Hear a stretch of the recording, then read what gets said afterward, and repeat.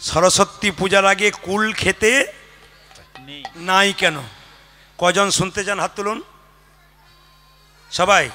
বাহ, বেশ তো, হাত নামান। এই যে বাচ্চারা শোন, সরস্বতী পুজোর আগে কুল খেতে নেই কেন ভালো করে শুনে নিন, ইউটিউবের মাধ্যমে শুনে নেবেন। তাকান আমার দিকে, এদিকে। বলছে বেদব্যাস নামে একজন মহর্ষি ছিলেন, তার ইচ্ছা ছিল আমি একটা বই গ্রন্থ রচনা করব, তার নাম ব্রহ্মসূত্র। সেই বইটা রচনা করব, খুঁজে পাচ্ছিল না, কী করব। ভগবতী মা সরস্বতী ধ্যান করলেন, মা সরস্বতী বললেন, শোনো বেদব্যাস, কোনো কিছু করতে গেলে সাধনা করতে হয়, সাধনা ছাড়া সিদ্ধি লাভ হয় না। শোনো, তোমাকে এক কাজ করতে হবে। বলে কি? তুমি ব্রহ্ম নদে, এইদিকে মায়েরা বলতে পারবেন ছেলেদেরকে, ব্রহ্ম নদে সরস্বতী নদীর তীরে তুমি ধ্যানমগ্ন হয়ে বসে থাকো, সাধনা করো। তোমাকে একটা কাজ করবো, একটা কুলের বীজ তোমার সামনে পুঁতে দেবো, ওর থেকে অঙ্কুর হবে, চারা গাছ হবে, গাছ হবে, কুল ধরবে, কুল পাকবে, সেই কুল পেকে তোমার মাথায় পড়বে, সেদিন তোমার সাধনায় সিদ্ধি লাভ হবে। সবাই তাকান মায়েরা, মা সরস্বতী কুল বীজটা পুঁতে দিলেন, ওখানে ধ্যান করছেন বেদব্যাস। কুল বীজটা থেকে অঙ্কুর হলো, চারা গাছ হলো, গাছ হলো, তারপর কি হলো মা? পাকা ফল, পাকা কুল একদিন বেদব্যাসের মাথায় পড়ল, সাধনায় সিদ্ধি লাভ করলো। সেই দিনটা ছিল কি? বসন্ত পঞ্চমী, মা সরস্বতী পুজোর দিন। আগে মাকে কুল দিল, তারপর বেদব্যাস কুলটা সেবা করলো। এর থেকে কি শিক্ষা পাওয়া যায়? সাধনায় সিদ্ধি লাভ করতে গেলে মায়ের চরণে কুল দিয়ে তারপর কুল খেতে হয়। কে সাধনায় সিদ্ধি লাভ করেছিল? বেদব্যাস ব্রহ্মসূত্র নামে একটি গ্রন্থ রচনা করেছিলেন। সরস্বতী পূজা পয়লা ফাল্গুন। মা এইদিকে, সরস্বতী মহাভাগে বিদ্যে কমলালোচনে বিশ্বরূপে বিশালাক্ষী বিদ্যাং দেহি নমস্তুতে। এই দিকে তাকাবেন। আমাদের একটা লজ্জার ব্যাপার কি বলুন তো, আমার দিকে তাকান, বলেই যাই, আবার সুযোগ পাই আর না পাই, কারণ আমি সবসময় সুযোগ দিতে পারি না। এক একটা এলাকাতে এক এক সময় গান ধরে নিই। এবছর যেমন উত্তর চব্বিশ পরগনাতে 10 দিন আমি এই দিকেই আছি, তার মানে কি প্রত্যেকটা সিরিয়াল করে করে আমরা ধরি প্রত্যেক জায়গাতে। আপনাদের কাছে নিবেদন রইল, পরবর্তী ক্ষেত্রে আবার সিরিয়াল মালদা দিকে হবে না পুরুলিয়া দিকে হবে না অন্য রাজ্যে হবে বলা বড় মুশকিল। আপনাদের কাছে একটু নিবেদন রেখে দিই, যে যেখানে বসে আছেন মন দিয়ে শুনবেন। মা সরস্বতী ঠাকুর দেখতে, এদিকে এদিকে এদিকে, দুর্গা ঠাকুর মা বাচ্চাকে নিয়ে গেছে, বাবা বাচ্চাকে নিয়ে গেছে। ছেলেটি প্রশ্ন করছে, আচ্ছা বাবা, বলে কি গণেশের পেটটা মোটা, ছোট ইঁদুর বাহন হয়ে গেল, অথচ কার্তিকের ময়ূর কেন বাহন হলো? বাবা তখন বলছে, চুপচাপ দেখ, বাড়ি চল, অত জানার দরকার নাই, তুই বাড়ি চল। মানে বাপটাও জানে না, ছেলেটাকে জানাবে কি করে? এই নিবেদন আপনাদের কাছে, কিছু না জানলে আপনি জানবেন কি করে? এখানে এসে বসতে হবে, জানবেন, শুনবেন, আপনার বাচ্চাকে জানাবেন। এই যে তাকান মায়েরা, মা সরস্বতীর বাহন কেন হাঁস হলো, রাজহাঁস হলো? প্রাচীন মানুষ বলছে, শাস্ত্র বলছে, জানি না। তাকান আমার দিকে, কি বলছে? যে রাজহাঁসকে জল আর দুধটা দিলে এক নাকে জল বের করে দেয়, এক নাকে দুধ বের করে দেয়, এরকম একটা কাহিনী আছে। তো আপনাদের কাছে নিবেদন রইল, দুধটা খেয়ে নেয়, জলটা ফেলে দেয় রাজহাঁস। রাজহাঁসকে বাহন করে জগৎকে শিক্ষা দিল, হে জগৎ, সার বস্তু গ্রহণ করো, অসার বস্তু ত্যাগ করো, মিথ্যাকে ত্যাগ করো, সত্যকে গ্রহণ করো, হরিকে আশ্রয় দাও, দুষ্টকে দূরে রাখো। মা সরস্বতীর হাতে কি আছে মা? বীণা। কেন অন্য যন্ত্র নিতে পারতো, বীণা নিল কেন? বীণা বাজে ছন্দে। মা বলতে চাইছে, সংসারে বাস করছো, সংসার যদি ছন্দে চলে তবে তোমার সংসার সুন্দর হবে, শৃঙ্খলায় চলে সুন্দর হবে, আর ছন্দে না চললে তোমার সংসার ছন্ন ছাড়া হবে। ওই জন্য মায়েরা সরস্বতী কি সুন্দর শিক্ষা দিচ্ছে দেখুন, প্রত্যেকটি জায়গায় শিক্ষা আছে। দুর্গা পুজোর সময় দুর্গার তত্ত্ব নিয়ে আমরা ভেঙে ভেঙে বলে দিই, কি কোথা থেকে কি হচ্ছে সবাই জানতে পেরে যায়, ইউটিউবের মাধ্যমে জানতে পারবেন। জগতের মানুষকে শেখাতে চাই, আপনাদের কাছে নিবেদন রইল। অভিনন্দন জানালাম কীর্তন কমিটির কর্তৃপক্ষ যারা কীর্তন করাচ্ছেন, অশেষ ধন্যবাদ জানাই। হিন্দু সনাতন ধর্মকে ধরে রাখার একটা প্রথম প্রচেষ্টা কীর্তন। বৈষ্ণবের চরণে কোটি কোটি দণ্ডবত প্রণাম জানিয়ে, সাধুর চরণে কোটি কোটি দণ্ডবত প্রণাম জানিয়ে শুরু করলাম আজকে কুঞ্জবর্ণন লীলার গৌরচন্দ্রিকা। যখন আপনারা গুরুমন্ত্র ভজন করেন, প্রথম কিন্তু গুরুকে স্মরণ করতে হয়। মানে গুরু মন্ত্র ভজন করবার সময় যদি কেউ গুরুকে স্মরণ করে না করে তবে তার গুরু মন্ত্র ভজন বৃথা হয়ে যায়। গুরু বিনা যে জন গোবিন্দ ভজে সে পাপী নরকে মজে।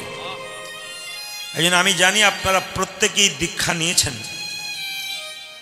দীক্ষা মানে কৃষ্ণকে জানা, শিক্ষা মানে রাধাকে জানা। যিনি দীক্ষা নিয়েছেন তিনি কৃষ্ণকে জানতে পেরেছেন, আর যিনি দীক্ষা নিয়েছেন তিনি কৃষ্ণকে জানতে পেরেছেন, আর যিনি শিক্ষা নেবেন তিনি রাধাকে জানতে পারবেন। মায়েরা যারা শিক্ষা গ্রহণ করেন নাই, বাবারা যারা শিক্ষা গ্রহণ করেন নাই, শিক্ষা গুরুর কাছে মন্ত্র নেবেন, দেখবেন এক অনাবিল আনন্দ পাবেন। যারা নিয়েছে একমাত্র তারা ছাড়া কেউ জানে না। গৌরচন্দ্রিকা করা হয় এই জন্যে, বৃন্দাবনে প্রবেশ করবার আগে মহাপ্রভুকে স্মরণ করতে হয়, যিনি শচীগর্ভ সিন্ধু পাবনবতরী মহাভাবাকৃত নবদ্বীপ চন্দ্র গৌরহরি, যার কৃপা বলে আপনারা হরিবাসর তৈরি করতে পেরেছেন, যার কৃপা বলে আমরা হরিবাসরে আসতে পেরেছি। তাকে স্মরণ না করলে বৃন্দাবনে প্রবেশ করাটাই বৃথা। আজকে মহাপ্রভু জেগে বসেছেন বিভিন্ন পক্ষীকুলের রব শুনে। আমরা বিভিন্ন জায়গায় কীর্তন করতে যাই, ঘুমটা আমাদের কম। ভাবছেন প্রদীপ পাল 6টায় গান শেষ করেছে, 9টায় ঘুমিয়ে পড়েছে, আবার সকালে উঠেছে কীর্তন করছে, তা নয়।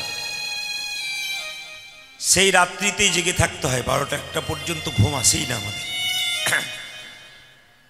তো আজকে কীর্তনের শব্দ শুনে জাগলাম। বাড়িতে থাকলে এখন দেখবেন কাঠের দরজা জানলা নেই, তো কাঁচের। তো বাড়িতে থাকলে যত রাত্রিতেই বাড়ি ফিরে কেন, সকাল 5:30টার সময় একজন ঘুম ভাঙায়।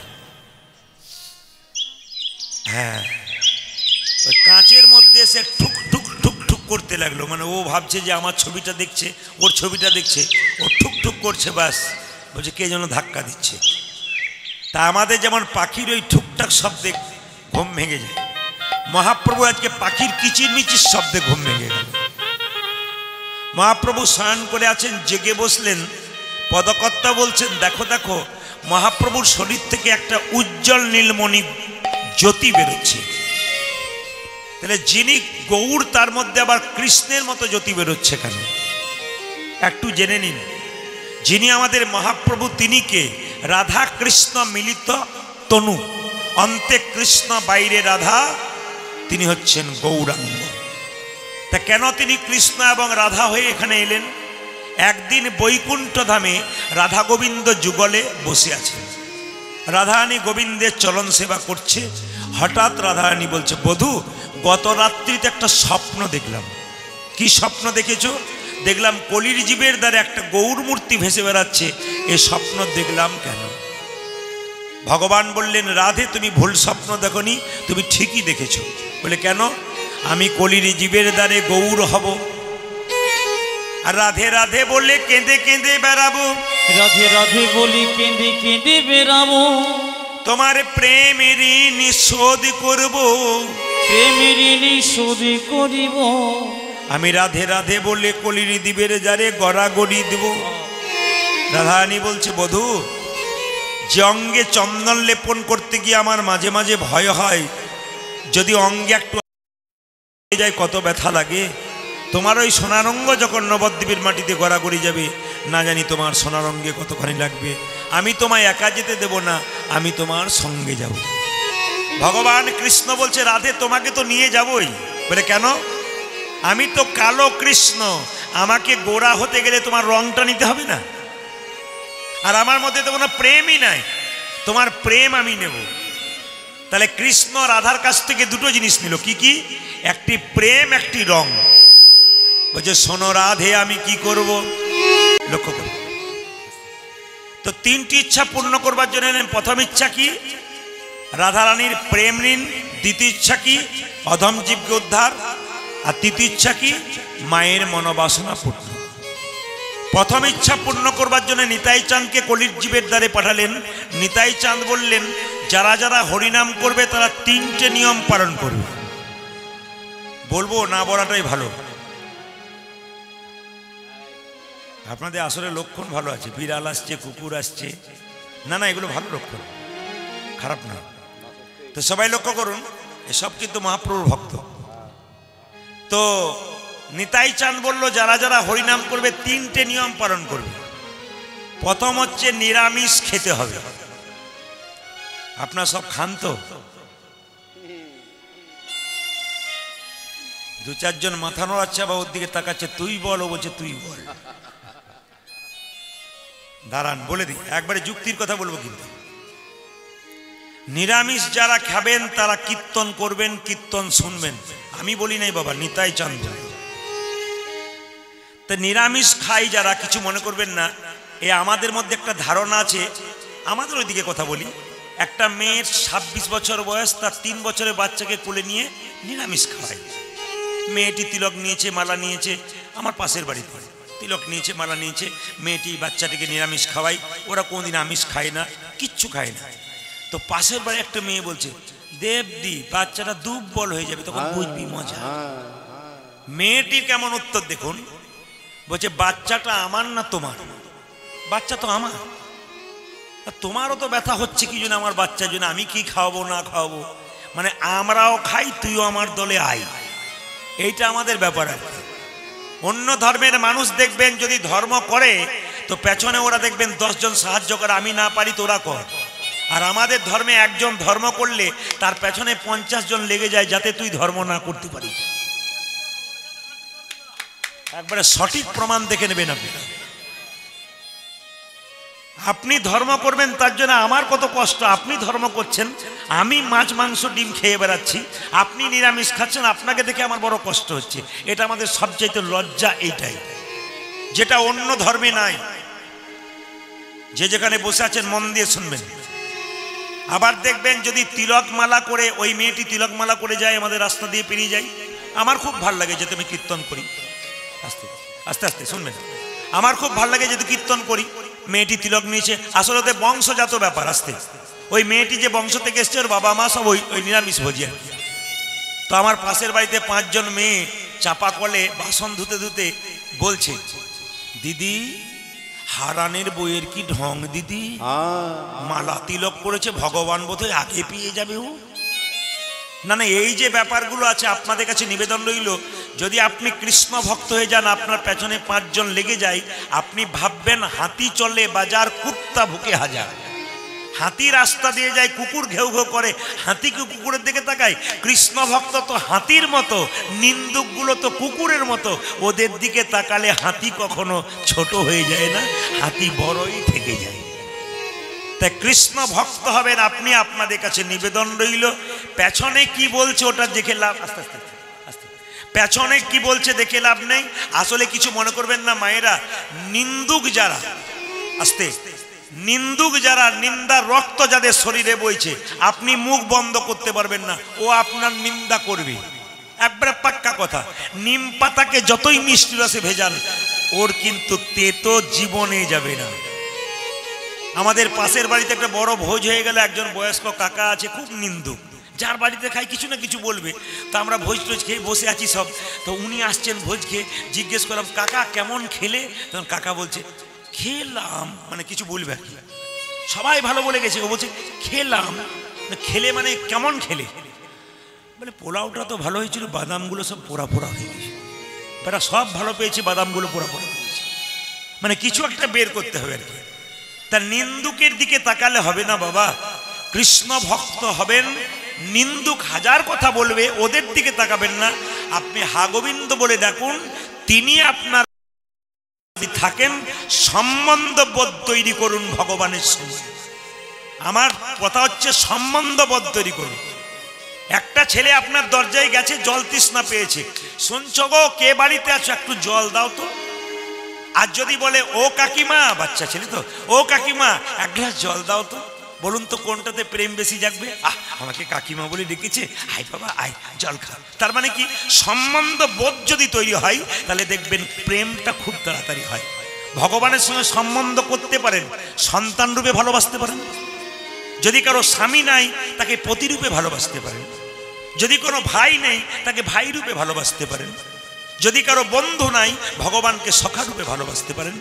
ভগবান বললেন যে যেমন ভাবে আমাকে ভালোবাসবে আমি তার কাছে সেরকম। এই জন্য ভগবানের সঙ্গে সম্পর্ক তৈরি করুন।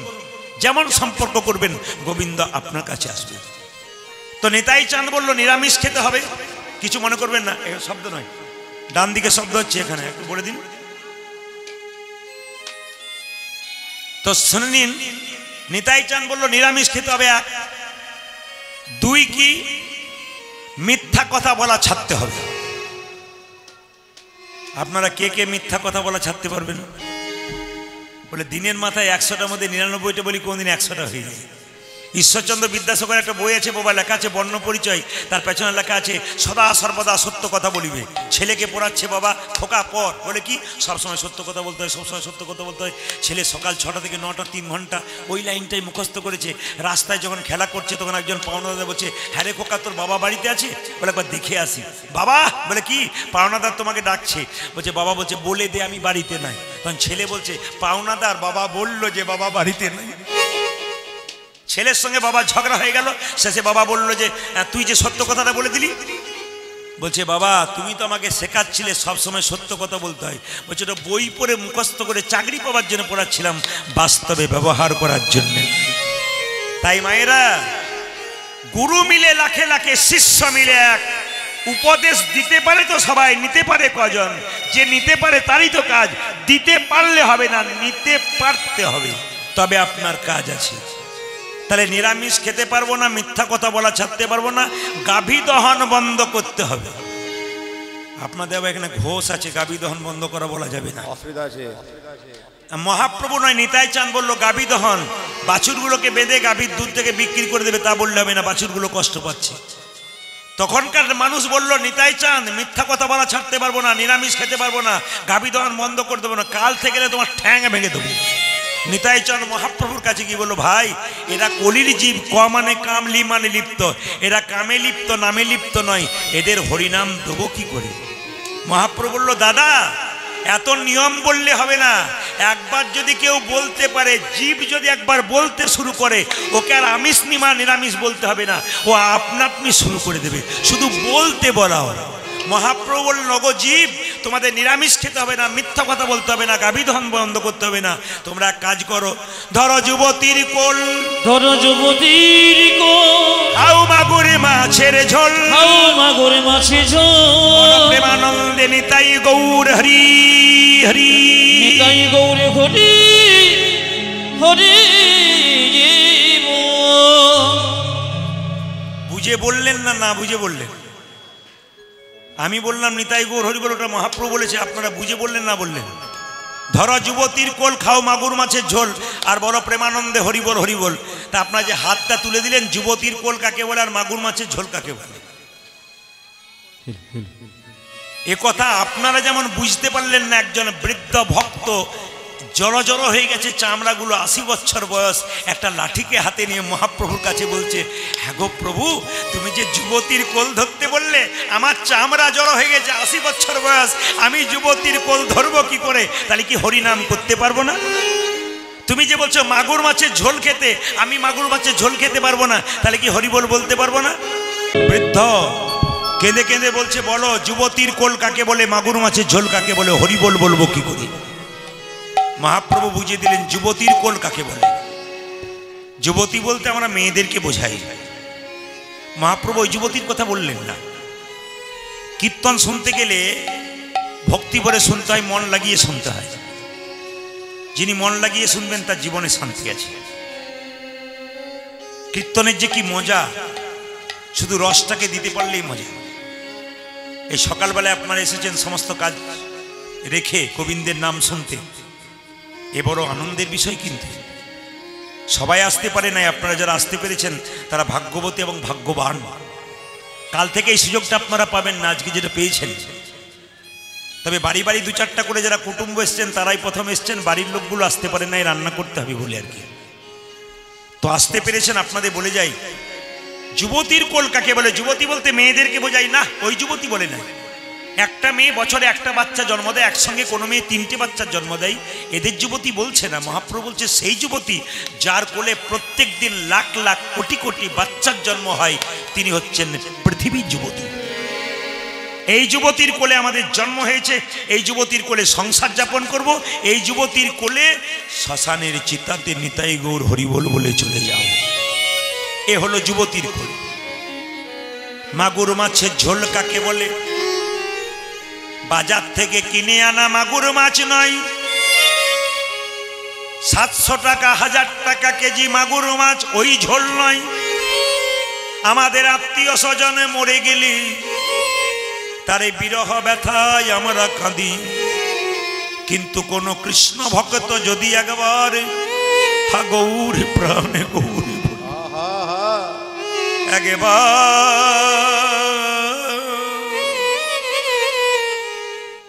গোবিন্দ তোমার হলাম বলি, দুটি নয়ন জলে, দুটি নয়ন জলে ভাসতে পারে, তার চোখের জল যদি মুখের মধ্যে প্রবেশ করে,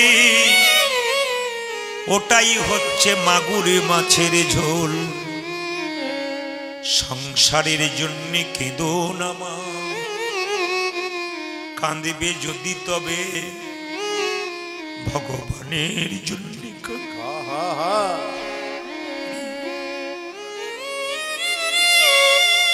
ছেলের জন্য কাঁদবে, মেয়ের জন্য কাঁদবে, শেষে ছেলে মেয়ে শেষ জীবনে বলবে তুমি আমার জন্য করেছো কি। তুমি মনে মনে ভাববে যার জন্য করি চুরি সে কিনা বলে চোর। তখন আপনার কান্নাতে জ্বালা ধরবে, বেদনা ধরবে, ব্যথা ধরবে। কিন্তু যদি মন্দিরে গিয়ে সন্ধ্যাবেলায় গোবিন্দের চরণ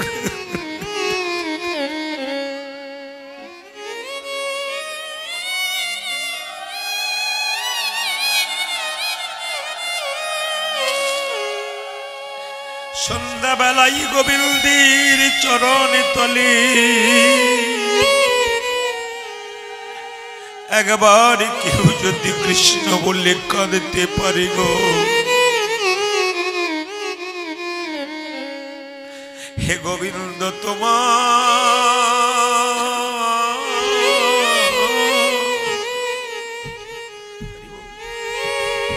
হে গোবিন্দ তোমার হলাম বলি,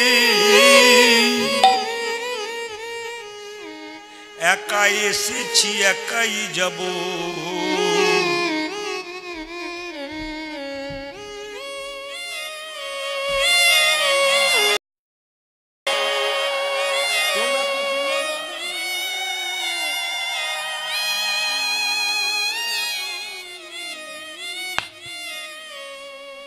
একাই এসেছি একাই যাব বলে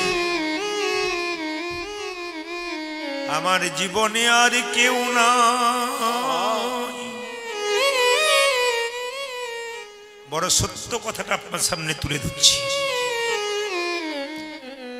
যাদেরকে সংসার মেলায় নিয়ে এত আনন্দ করছেন বাবা, শ্মশান ঘাটে তারা আপনার সঙ্গে পর্যন্ত যাবে,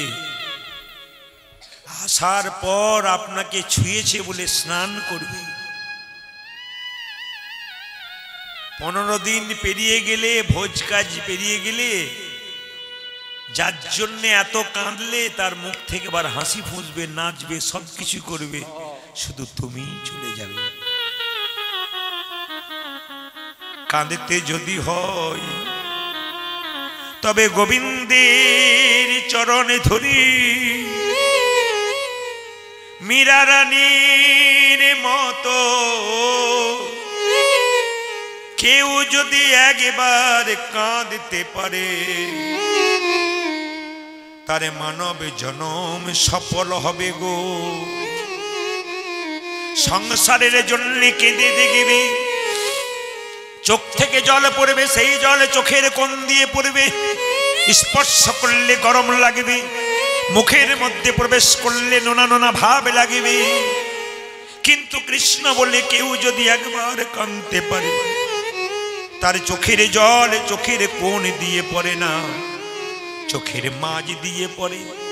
সে জল গরম হয় না, শীতল হয়। সে জল মুখের মধ্যে প্রবেশ করলে মিষ্টি মিষ্টি ভাব লাগে। তাই কৃষ্ণ বলে কেউ যদি কাঁদতে পারে, সেই জল মুখের মধ্যে প্রবেশ করলে ওটার নাম মাগুর মাছের ঝোল হয়ে যায়। মহাপ্রভু সঙ্গে সঙ্গে বললেন যে, বৃদ্ধ তুমি বুঝতে পেরেছো? মানে হ্যাঁ বুঝতে পেরেছি।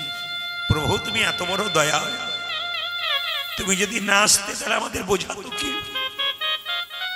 তুমি আমাদের ছেড়ে যেও না প্রভু, তুমি যে আমার সব, আমার মন প্রাণ সব। বাবা, আমি আপনাদের শুধু একটা কথা বলতে চাই, আপনি বৈষ্ণব হন, আপনি ভক্ত হন, যাই হন না কেন, ভেতর থেকে একটা জিনিস আপনাকে সরাতে হবে, অহংকার। যদি মনে করেন আমি নিরামিষ খাই, ও খাই না, আমি একাদশী করি, ও করে না, আমি বড় ও ছোট, যাও তোমার সঙ্গে কোনো সম্পর্ক নেই, আমাকে ছোবে না, যাও তো। মহাপ্রভু শিক্ষা দেয়নি। যারা এইসব করে তাদেরকে ডেকে নিয়ে আসবেন আমার কাছে, মহাপ্রভু শিক্ষা দেয়নি। মহাপ্রভু বলেছেন, আপনি আচরি ধর্ম অপরে শেখাই, আপনি না আচরিলে অপরে শেখানো না যায়। জগাই মাথায় পার মাতাল ছিল, মদে ডুবে থাকতো, মহাপ্রভু তাদের কোল দিয়ে দিল, কই বলে নাই তো তোমরা মদ খাও বলে দূরে সরে যাও। মহাপ্রভু বলতে চাইছে, তুমি নিরামিষ খাও, আরেকজনকে বলো তুমিও খাও, চেষ্টা করো। তুমি একাদশী করো, ও করে না, ওকে বারবার বলো বাবা তুমিও করো, ওকে বাড়িতে ডেকে এনে বোঝাও। এটা মহাপ্রভু শিক্ষা দিয়েছে। মহাপ্রভু ওই শিক্ষা দেয় নাই যে তুমি করো না বলে তোমাকে অবজ্ঞা করলাম, আমি বড় তুমি ছোট। এটা মহাপ্রভু কোনো জায়গায় শিক্ষা দেয় নাই, তার প্রমাণ দিয়ে দিয়েছি। কে বলুন তো? না, কাঁদির লালা বাবা, তিনি বৃন্দাবনে চলে গেলেন সংসার ছেড়ে। তারপর তিনি ভিক্ষাবৃত্তি আরম্ভ করলেন, দরজায় দরজায় ভিক্ষা যায়, কিন্তু একজনের বাড়িতে ভিক্ষা করতে যায় না, জগৎ শেঠের বাড়িতে। শুনবেন ভালো করে মায়েরা, তো জগৎ শেঠের বাড়িতে ভিক্ষা করে না, বাকি সব বাড়িতে ভিক্ষা করে। একদিন মহাপ্রভু তাকে জিজ্ঞেস করলেন, আচ্ছা, মহাপ্রভু তাকে মানে আকাশবাণী করে বললেন, আচ্ছা তুমি জগৎ শেঠের বাড়ি যাও না কেন? জগৎ শেঠের বাড়ি যাও না কেন, সবার বাড়ি যাও? বলছে ওদের সঙ্গে জমিদারির একটা আমাদের গন্ডগোল আছে প্রথম থেকে, ওই জন্য ওদের বাড়ি গেলে আমার ওই কথাটা মনে পড়ে যায়, তাই ওদের বাড়ি যায় না, বাকি বাড়িগুলোতে ভিক্ষা করে।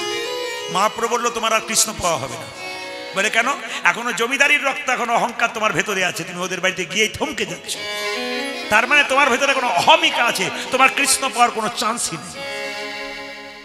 এই জন্য ভেতরে যদি কারো অহমিকা থাকে, কৃষ্ণ পাবার চান্স তার কোনোদিন নেই। আপনি নিজেকে বড়, অন্যকে ছোট ভাবলে কৃষ্ণ পাওয়ার কোনো চান্স নাই। মহাপ্রভু শিক্ষা দেয় নাই, কোনো জায়গাতে লেখা নাই, অথচ আমরা অনেকে করে বেড়াই। মহাপ্রভু সবাইকে কোল দিয়েছে, পতিতকে কোল দিয়েছে, চণ্ডালকে কোল দিয়েছে, যারা মাছ মাংসে ডুবে থাকতো তাদেরকে কোল দিয়েছে, যারা মদে ডুবে থাকতো তাদেরকে কোল দিয়েছে। আর আমি নিরামিষকে, আমাকে আপনাকে আমি ছোট ভাববো, আমি বড় ভাববো, আমার কখনো কৃষ্ণ পাওয়া হতে পারে? ভগবান ক্ষমা করবে না। তাই যিনি কৃষ্ণ ভক্ত হন তিনি একেবারে নরম হন। যত নরম হবেন, হৃদয় যত ভালো হবে, গোবিন্দের জায়গাটা, বসার জায়গাটা ভালো হবে। ভালোবাসা যায় না সবাইকে। আপনি ভালোবাসবেন কখন? আপনার বাসাটা যখন ভালো হবে। টাকার জন্য কাউকে ভালোবাসছে, সম্পদের জন্য ভালোবাসছে, ওই ভালোবাসা নয়। এই বাসাটা যার ভালো, সে ভালোবাসতে পারে পৃথিবীর সবাইকে। চিন্তামণির বাসা ভালো ছিল, বিল্বমঙ্গল ঠাকুরকে ভালোবেসেছিল। ও চাওয়াতে কোনো চাওয়া ছিল না, পাওয়া ছিল না, শুধু দিতে শিখেছিল, নিতে জানে না। রামী রজকিনীর মেয়ে চণ্ডীদাসকে ভালোবেসেছিল। রামী রজকিনীর মেয়ে হয়ে ঠাকুর চণ্ডীদাসকে কি করলেন? পদকর্তা তৈরি করলেন। কেন? নারী যদি নারীর মতো হয় তবে পুরুষকে উপরে ওঠায়, নারী যদি আনারী হয় তবে পুরুষ নিচে নেমে যায়। এই জন্য একজন পুরুষ বড় হবার পেছনে নারী যদি না থাকে তবে পুরুষ কোনোদিন বড় হতে পারে না। 365 দিনের মধ্যে 330 দিন আমরা বাইরে থাকি। স্ত্রী যদি বলে না তোমার যাওয়া হবে না, তুমি ঘরে থাকো, তাহলে নারী যদি সঙ্গে না থাকে পুরুষ কোনোদিনই কীর্তন করতে পারবে না, বেড়াতে পারবে না। তার সমর্থন আগে দরকার আছে। তিনি পাশে থাকবেন, সবসময় সাহায্য করবেন, তবে নারীর নারীত্ব বোঝা যায়। নারী হতে গেলে এত সহজে নারী হওয়া যায় না। জয়দেব গোবিন্দচরণ পেত না যদি পদ্মাবতীর মতো নারী তার পাশে না থাকত।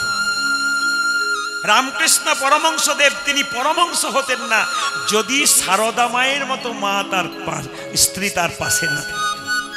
এই জন্য প্রত্যেকটি মায়েদের কাছে আমার নিবেদন রইল, পুরুষ যদি কৃষ্ণ ভক্ত হয় আপনাকে কৃষ্ণ ভক্ত হতে হবে।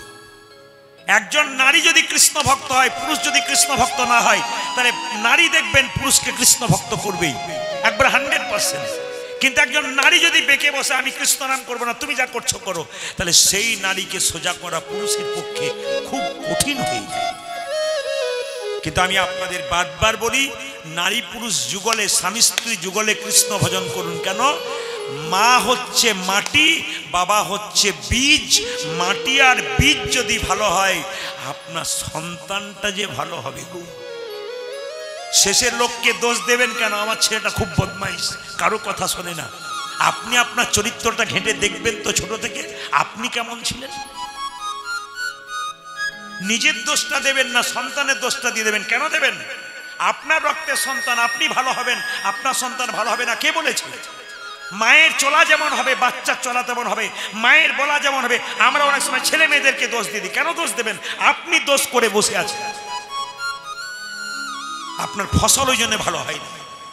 এই জন্য প্রত্যেকটি মা বাবার কাছে প্রদীপ পালের কর্তব্য হলো আগে বীজ আর মাটির যদি ভালো হয় বাবা, তবে সন্তানরূপী ফসল কিন্তু নিতাই গৌর হরিবোল রূপে ভালো হয়। তাই মহাপ্রভু কি করলেন? মা প্রত্যেকটা জীবের দ্বারে হরিনাম দিলেন। ভক্তগণ বলল একবার কৃষ্ণ নাম করো। তাহলে আমি কি করব? কেঁদে কেঁদে ছোট বয়স্ক ভক্তটি মহাপ্রভুর চরণে বলছে, প্রভু আমি কেমন করে ডাকব হরি, বলো না আমায়, বলো না আমায়, আমি কেমন করে ডাকব হরি, বলো গো আমায়, বলো গো আমি কেমন করি আমি ডাকিব হরি, বলো না আমায়, বলো না আমি কেমন করে বাসবো ভালো, বলো না আমায়, কেমন করে বাসব ভালো, বলো না আমি কেমন করে বাসবো ভালো, বলো না আমায়, আমি কেমন করে বাসব ভালো, বলো না কেমন করে ডাকবো হরি, বলো না আমায়, বলো না আমায়। ওই আমি কেমন করে ডাকব হরি, বলো গো আমায়, বলো গো আমায়। তুমি নাকি পতিতি পাবন, বলো গো আমায়, তুমি নাকি দয়াল ঠাকুর, দয়া করো আমারে, আমি পতিত পড়ে আছি, কৃপা করো আমারে, তুমি নাকি দয়াল ঠাকুর, দয়া করো আমারে, আমি পতি পড়ে আছি কৃপা করো আমারে তুমি নাকি দয়াল ঠাকুর দয়া করো আমারে আমি পতিত পড়ে আছি কৃপা করো আমারে তুমি নাকি দয়াল ঠাকুর দয়া করো মাদে আমি প্রতি পড়ে আছি কৃপা করো আমারে আমি কেমন করে ডাকবো হরি বলো না আমায় বলো না আমায় ও আমি কেমন করে ডাকব হরি বলো না আমায় বলো না আমায় আমি কেমন করে ডাকব হরি বলো গো আমার বলো গো আমার কুঞ্জভঙ্গ শুনবেন না কুঞ্জ বর্ণন শুনবেন কোনটা শুনবেন কুঞ্জ বর্ণন শুনবেন না কুঞ্জ ভঙ্গ শুনবেন কোনটা বারো একটু বক্সটা বাড়ো হ্যাঁ বাহ দাদা বলেছেন আমরা অবুঝ যেটা ভালো বুঝবেন সেটা না কুঞ্জ ভঙ্গ আর কুঞ্জ বর্ণন আমি বোঝানোর জন্য বললাম আর কি কুঞ্জ ভঙ্গ আর কুঞ্জ বর্ণন দেখবেন কোনো কোনো কাগজে লেখা থাকে কুঞ্জ বর্ণন পরিবেশন করবেন প্রদীপ পাল আবার দেখবেন কোথাও লেখা থাকে কুঞ্জ বরণ এখানে লেখা আছে কুঞ্জ বরণ আবার কোথাও লেখা থাকে কুঞ্জ ভঙ্গ তাহলে কুঞ্জ কি ভঙ্গ হয় রাধা গোবিন্দে কুঞ্জ ভঙ্গ হয় আমি কুঞ্জ ভঙ্গ করব কুঞ্জ ভঙ্গ আমাদের হয় কেমন বলুন তো স্প্রিং চেয়ারে বসেছেন যখন বসবেন তখন নিচে নেমে যাবেন আবার উঠবেন তখন বেশ আমাদের মনটা স্প্রিং চেয়ারের মতো রামকৃষ্ণদেব বলছে মাছি নর্দমাতেও বসে আবার মিষ্টির দোকানে বসে ওরে মন মাছি বসাবি যদি তবে হরিনাম নামক মিষ্টির দোকানে বসা সংসারে আন কথা পূর্বক নর্দমাতে বসাস না হরিকথায় বসা মনটা তোর ভালো হবে যা একটা সুন্দর মন আছে পৃথিবীতে সে মানুষ মায়েরা এই যে পেপারে আপনারা দেখেন না বিশ্ব সুন্দরী ওই মেয়েটা হয়েছে নাম হয় না প্রতি বছরটা বিশ্ব সুন্দরী পেপারে দেখেন না বিশ্ব সুন্দরী ওই মেয়েটা কি বিশ্বের সব চাইতে দিকে সুন্দরী না ওর চাইতে সুন্দর সুন্দর মেয়ে আছে কিন্তু ওকে বিশ্ব সুন্দরী বললো কেন শুধুমাত্র দেখতে সুন্দর নয় ওর গুণাবলীগুলো সুন্দর কোন একজন নারী বা পুরুষ শুধুমাত্র দেখতে ভালো হবে হবে না তার গুণটাকেও কিন্তু ভালো হতে হবে রূপের পূজা মানুষ কিছুদিন পরে তারপর গুণের পূজা সারা জীবন করে রাধে রাধে কিছু মনে করবেন না যে মনে করে আমি দেখতে খুব সুন্দর বা সুন্দরী তাকে বলবো আপনার বাড়িতে আপনার দাদু ঠাকুমার ছবিটা একবার দেখবেন গিয়ে তোমার বয়সে ও সুন্দর ছিল আজকে কি হয়েছে তোমার জায়গায় তুমি ওই জায়গায় গেলে ওইখানেই পৌঁছাবে ওই জিনিসটা কতদিন থাকবে 20 থেকে 30 বছর তারপর নিতাই গৌর হরিবল কিন্তু গুণ থাকবে চিরকাল ওরে মন মাছি বসবি যদি তবে মিষ্টির নামক কুঞ্জ ভঙ্গ আমাদের হয় যখন কৃষ্ণ কথা শুনছেন মন আমাদের বসে গেছে হরিবাসরে যখন আবার সংসারে গেলেন ব্যাস যেমন শ্মশান ঘাটে যখন দেখবেন মরা পড়ে এই কয়েকদিন আগে আমার মা মারা গেছে আমাকে দেখতে পাচ্ছেন আপনারা মস্তক মন্ডল আমার মা মারা গেছেন 1 মাস 15-20 দিন তো আমি যখন গিয়েছিলাম শ্মশান ঘাটে আমি তখন মেদিনীপুরে গান করছিলাম তো গান করতে করতে আমি বাড়িতে শুনলাম মা খুব অসুস্থ এমনি অসুস্থ অবস্থায় পড়েছিল নার্সিংহোমে আইসিইউতে ভর্তি করা হয়েছিল তো আমাকে যখন খবর দেওয়া হলো আমি যখন পৌঁছছি বাড়ি ঠিক পৌঁছাতে যাব তখন নার্সিংহোম থেকে ফোন করছে আপনার মা অবস্থা খুব খারাপ আপনি তাড়াতাড়ি আসুন আমি স্ট্যান্ডে আসবার আগেই কিন্তু আমার মা চলে গেছে আমি মাকে দেখতে পাইনি আপনাদের কাছে নিবেদন রইল যে জায়গাতে ছিলাম আমি মা চলে গেল পৃথিবীতে এসছি যখন যেতে হবে কুঞ্জ ভঙ্গের কথা আপনাদের বললাম কুঞ্জ বর্ণনা আপনারা শুনবেন হ্যাঁ তো শ্মশান ঘাটে যখন গেলাম এইদিকে তাকাবেন তখন দেখতে পাচ্ছি একজন 35 বছরের যুবক সুন্দর চেহারা সাদা ফিট হেমোপ্যাথি ডাক্তার কোনো কারণে স্ট্রোক হয়ে গেছে, পুড়ছে আগুন।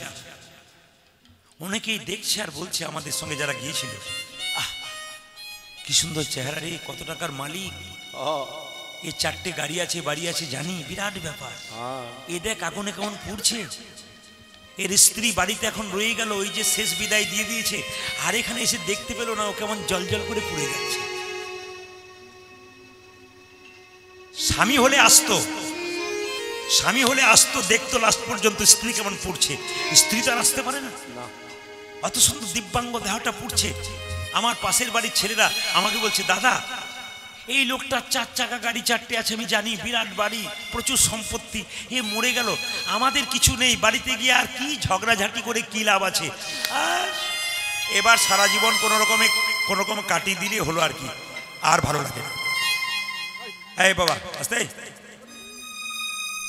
তো সবাই লক্ষ্য করুন, যেই না যে ছেলেটি আমাকে বলছিল, দাদা যে লোকটা পুড়ে গেল জল জল করে, এত টাকার মালিক, আমাদের সংসারে গিয়ে আর কি করতে হবে, এসে দেখছি পাশের বাড়িতে, ও আমার পাশের বাড়িতে বাড়ি, আমার মা মারা গেছে, আমার তো দুঃখ, ও দেখছি ভাই ভাই ঝগড়া করছে। তা আমাকে ডেকেছে, দাদা তুমি এসো বিচার করে। বলে কেন? আমি শ্মশান ঘাট থেকে এসে দেখলাম আমার 2 হাত জায়গা ঢুকিয়ে আমার দাদা দেওয়াল তুলছে। ও ভেবেছে কি রক্ত থাকতে আমি 1 ফোঁটা জায়গা ছেড়ে দেব। তুই যে বলছিলি রে শ্মশান ঘাটে, সংসারে গিয়ে আর কি করবো, ভালো মানুষটা পুড়ে গেল, এত টাকার মালিক, আর তুই 2 হাত দেওয়াল নিয়ে ঝগড়া করছিস, 4 হাত জায়গা নিয়ে খালি ঝগড়া করছিস, রাধে রাধে, খালি ওই নিয়ে ঝগড়া। তো এখন কথা হচ্ছে, কিছু মনে করবেন না মায়েরা, শ্মশানে 1 ভাগ বই রাখবো, এখানে এসে সব শেষ। মানে আমাদের মনটা একবার তৈরি হয়, আবার ভেঙে যায়, কিন্তু রাধা গোবিন্দের কুঞ্জ কোনোদিনে ভর্ণ হয় না। কিছু মনে করবেন না, অপরাধ নেবেন না। সতী নারীর কটা পতি হাত তুলে বলতে পারবেন? কীর্তন শুনছেন বহুদিন, কটা কটা কটা? 4টে। মায়েরা 2টো বলেছে, 2-4 জন এরকম করে 10টা দেখাচ্ছে। কপদ বলে কহপতি, কপতি সতী নারী। আচ্ছা তার আগে প্রশ্ন করি, সতী নারী কাকে বলে? সকালবেলায় ঘুম থেকে উঠে স্বামীর পা ছুঁয়ে যারা প্রণাম করে তারা সতী নারী। এখানে যারা কীর্তন শুনতে এসছেন, কে কে সকালে প্রণাম করেন হাত তুলে দেখান। এতদিনে দাদারা মনে মনে ভাবছে আপনি আমাদের হয়ে বললেন, কেউ বলে না। এই কথাটি আমি আপনাদের নদিয়াতে 4 তারিখে যখনই বলেছি যে কে কে সতী নারী আছেন, সকালবেলায় প্রণাম করেন মা স্বামীকে, ঘুম থেকে উঠে হাত তুলে দেখান। একটি মেয়ে সামনে এসে বলছে, দাদা কিছু মনে করবেন না, আপনার কীর্তন আমি ফ্যান, দিন নাই রাত নাই শোবার সময় আমি একটা চাকরি করি, যাই আমি গাড়িতে, আমি সবসময় আপনার গান শুনি, আপনার সব কথা রাখতে পারবো, একটা কথা রাখতে পারবো না। বলে কি কথা রাখতে পারবে না? বলছে ওই কথাটি রাখতে পারবো না, স্বামীকে প্রণাম আমি করবো না। বলে কারণ কি? বলছে আমার বাবার কান মূলে 10 লাখ টাকা নিচে, প্রণাম আমি করবো না। এটা একটা কথা হতে পারে, এটা একটা যুক্তি হতে পারে। তবে আপনারা যখন কীর্তন শুনলেন, আমি তো দুপুরবেলায় খেয়ে দে আমি নিতাই গৌর হরিবল বাড়ি চলে যাব। 12 দিন 10 দিন পর পর একবার বাড়ি যেতে হয়, আবার কাল থেকে বাঁকুড়া বেরিয়ে যাব। তা আপনাদের কাছে নিবেদন রয়েছে, আমি তো বাড়ি চলে যাব, আপনাদের একটা নির্দেশ দিয়ে যাই, আজকে কীর্তন শুনবেন, রাত্রিটা পেরোবে, কাল সকাল থেকে স্বামীকে সবাই প্রণাম করবেন, আর দাদারা সব পাগুলো একটু ধুয়ে মুছে শোবেন, ধুলোবালি যেন না থাকে, প্রণাম হবে। কিছু মায়েরা প্রণাম কিন্তু করবেন। তবে একটা কথা বলে মায়েরা, স্বামী কাকে বলে আর পত্নী কাকে বলে? পত্নী কাকে বলে, স্বামী কাকে বলে? স্বামী যদি স্বামীর মতো হয় তাকে স্বামী বলা হয়, আর স্বামী যদি স্বামীর মতো না হয় তাকে আসামি বলা হয়। এতক্ষণে 2-4 জন বলছেন এই কথাটি ঠিক বললেন আপনি, কারণ যত গন্ডগোল তো ওনার সঙ্গে, আপনি যান তাহলে বুঝতে পারবেন। মায়েরা, স্বামী আর পত্নী, পত্নী পত্নীর মতো হয়, স্বামী যদি দূর থেকে আসে তার সেবা করে, যত্ন করে, একে পত্নী। আর যদি বলে 1 গ্লাস জল দাও তো গড়িয়ে খেতে পারছো না, ইনি কে বলুন তো? পেতনি। আপনাদের এখানে নাই, অন্য জায়গায় আছে। তো কিছু মনে করবেন না, স্বামী স্ত্রীর সম্পর্কটা একটু বলবো, আপনারা কিন্তু মায়েরা কিছু মনে করবেন না, স্বামী স্ত্রীর সম্পর্ক বলবো, আপনারা হ্যাঁ হু দেবেন। স্বামী আপনাদের গুরু হয়, বাবারা কেউ বলবেন না, সবাই তাকিয়ে দেখুন যারা ডবল এসছেন ওনারা কি বলছেন। স্বামী আপনাদের গুরু হয়, এখানে ভয়ে কেউ বলছেন, অন্য জায়গায় হ্যাঁ হুম বলে, আর এখানে কিন্তু 2-4 জন বলছে, ওর পেছন দিকে তাকাচ্ছে, দেখি আমার দল ভারী হলো। স্বামী গুরু হয়। আপনারা তো মাথা নড়াচ্ছেন, দাদা ভাইরা মনে মনে ভাবছে, বাড়ি গিয়ে দেখবেন গুরু হয় না রচনা হয়। রচনা মানে আমি সিনেমার রচনা বলি নাই, মানে গরুর রচনা, গুরু হয় না রচনা হয়। আচ্ছা আপনার স্বামী আপনার দেবতা হয়? দাদারা বলছে তাহলে তো হয়েই গিয়েছিল। আচ্ছা আপনার স্বামী রোগের ওষুধ হয়? এইবার যা বলবো, আপনার স্বামী আপনার বাবা হয়? হয় নাকি? মায়েরা বাবা হয় না? যারা আমার কীর্তন শুনেছে তারা বলছে হয়, আর যারা শোনে নাই তারা বিচার করতে পারছে না হয় কিনা। স্বামী বাবা হয়, স্বামী আস্তে মোবাইল বন্ধ কর নইলে একবারে নিতাই গৌর হরি হরি। স্বামী বাবা হয়, স্বামী ভাই হয়, স্বামী ছেলে হয়, স্বামী বন্ধু হয়। প্রণাম কি দেখুন, ও কাজ করতে করতে হ্যাঁ হ্যাঁ দিয়ে যাচ্ছে। কিন্তু স্বামী বাবা হয়, স্বামী ছেলে হয়। কে বলেছিল? শাস্ত্র বলেছে। কে? বিষ্ণুপ্রিয়া নিমাই কি বলেছিল? নিমাই যখন সন্ন্যাস নেবে তার দুদিন আগে প্রিয়াকে বলেছিল, প্রিয়া তুমি বাপের বাড়ি চলে যাও। বিষ্ণুপ্রিয়ার সঙ্গে নিমাইয়ের বয়সের তফাৎ ছিল 10 বছর। নিমাই যখন 24 বছর বয়সে সন্ন্যাস দিল তখন বিষ্ণুপ্রিয়ার বয়স মাত্র 14 বছর। এই 14 বছরের মেয়েটা শিখিয়ে দিয়েছে ইতিহাসে স্বামী ভক্তি কাকে বলে। এখন তো সিরিয়াল দেখে দেখে খালি দেখছেন একটা মেয়ে 3টে স্বামী 3টে ছেলের একটি বউ। এই কাহিনী দেখে দেখে মাথাটাকে একবারে হ্যাং করে দিয়েছেন আপনারা। কিছু তো নেই, সব তো সিরিয়ালেই নষ্ট করে দিয়েছে। নাম রাখছে বাচ্চা ছেলে, তাও সিরিয়ালের নাম দেখছে। ও যদি যাই তাহলে আমার 4 দিন লাগবে, অতদিকে আর যাবো না, এইখানটাতেই রাখি। শুনে নিন মায়েরা, বিষ্ণুপ্রিয়া বলছে স্বামী এটাই তোমার বাপের বাড়ি। চুপ করো। নিমাই বলছে কি বলছো তুমি? তোমার শ্বশুর বাড়ি? না, আমার বাপের বাড়ি। তুমি আমার বাবা, তুমি আমার ভাই, তুমি আমার ছেলে, তুমি আমার বন্ধু, তুমি আমার ইহকাল, তুমি আমার পরকাল, তুমি আমার সব। নিমাই বললো এটা কি করে সম্ভব? লোকে আমাকে পণ্ডিত বলে, আমি নিমাই পণ্ডিত, আমি জানতে পারলাম না, তুমি জানলে কি করে? শোনো, তুমি যেমন পণ্ডিত, আমি পণ্ডিতের মেয়ে, আমার বাবার নাম সনাতন মিশ্র, আমি তার কাছ থেকে শিখেছি। অপরাধ নেবেন না, আমার 2টি কন্যা, একটি ভাগ্যলক্ষ্মী, একটি শুভলক্ষ্মী। দুজনেই কলেজে পড়াশোনা। ছোটটা আমাকে বলে, আমি যখন পড়াশোনা করি কোনো কিছু বাড়িতে গিয়ে ডাক দিয়ে দিয়ে রাখি, এগুলোকে বলবো, এগুলো মাথায় রাখবো, এই সমস্ত। আমার পড়ার পরও কিন্তু চুপচাপ আমার পাশে বসে থাকে। আমি যখন উঠে গেলাম তখন একবার দেখে নাই যে কি কি বাবা ডাক দিয়েছে। মানে বাবা করলে মেয়ে একবার দেখবেই, তো একবার দেখলো। এবার কেউ যদি ফোন করে তোমার বাবা বাড়িতে আছে, বলে না। আচ্ছা এই জিনিসটা কি মা, একাদশী করলে কি কি করতে হয়? ও তখন কিন্তু বলতে শুরু করে দেয়। আমি কিন্তু চুপচাপ শুনি ও ঠিক বলছে না ভুল বলছে। ও দেখছে ঠিক বলছে। তুই কোথায় পেলি? বলছে যে তুমি ডাক দিচ্ছিলে, আমি দেখে নিয়েছিলাম। তার মানে এখানে প্রশ্ন হচ্ছে কি শিক্ষা বলুন তো? বাবা মা যদি সৎ শিক্ষায় শিক্ষিত হয় তাহলে কিন্তু বাচ্চাও সেই শিক্ষা, এখানে শিক্ষা পাওয়া যায়, শিক্ষিত হয়। বিষ্ণুপ্রিয়া বলছে আমার বাবা সনাতন মিশ্র, আমি তার কাছ থেকে শিখেছি স্বামী বাবা হয়, স্বামী ভাই হয়, স্বামী ছেলে হয়, স্বামী সব। নিমাই বলেছিল তাহলে স্বামী হয় বাবা কি করে, তুমি আমায় বুঝিয়ে দাও। বলবো অন্নদানে পিতা সম রতিদানে পতি, অন্নদানে পিতা সম রতিদানে পতি, অন্নদানে পিতা সম রতিদানে পতি, অন্নদানে পিতা সম রতিদানে পতি। মেয়েদের যখন বিয়ে হয় না অন্ন জোগাড় করে কে? স্বামী নাকি? আচ্ছা সুন্দর কীর্তন শুনছে না? মেয়েদের যখন বিয়ে হয় না, আমি যখন অন্ন জোগাড় করে স্বামী, তখন কি ভক্তি। আমি যা বলবো তাই ঠিক। অন্ন জোগাড় করে বাবা, আর যখন বিয়ে হয় তখন কে জোগাড় করে? স্বামী। স্বামী অন্নদাতা পিতা। অন্নদানে পিতা সম রতিদানে পতি, অন্নদানে পিতা সম রতিদানে পতি, পিণ্ডদানে পুত্র সম অগতির গতি। ও যে পিণ্ডদানে পুত্র সময় গতি গতি। দেখো পিণ্ডদানে পুত্র সময় গতির গতি, পুত্র সময় গতির গতি। স্বামী স্ত্রী বেঁচে আছে, ছেলে মেয়ে নাই, আগে স্ত্রী মারা গেল, পিণ্ড দেবার অধিকার তার স্বামী। স্বামী ছেলের ভূমিকা গ্রহণ করে। স্বামী স্ত্রী বেঁচে আছে, ছেলে মেয়ে নাই, পিণ্ড দেয় কে? তার স্বামী। পিণ্ডদানে পুত্র সময় অগতির গতি, পিণ্ডদানে পুত্র সময় গতি গতি। আর উপদেশে গুরু তুল্য সেবাতে দেবতা, রোগীতে ওষুধ সম বিপরীতে ভাতা, ওজাজে রোগে তেয়ে সুদ সম বিপরীতে ভাতা। আমাদের পতি পুত্র পতি পিতা, পতি পুত্র পতি পিতা, পতি পুত্র পতি পিতা, পতি পুত্র পতি পিতা। পতি হলো পরম দেবতা, পতি পুত্র পতি পিতা, পতি হল বড় দেবতা, পতি পুত্র পতি পিতা, পতি হলো পরম দেবতা, পতি পুত্র পতি পিতা, পতি হল বড় আরে দেবতা, পতি পুত্র পতি পিতা। পতি হল বড়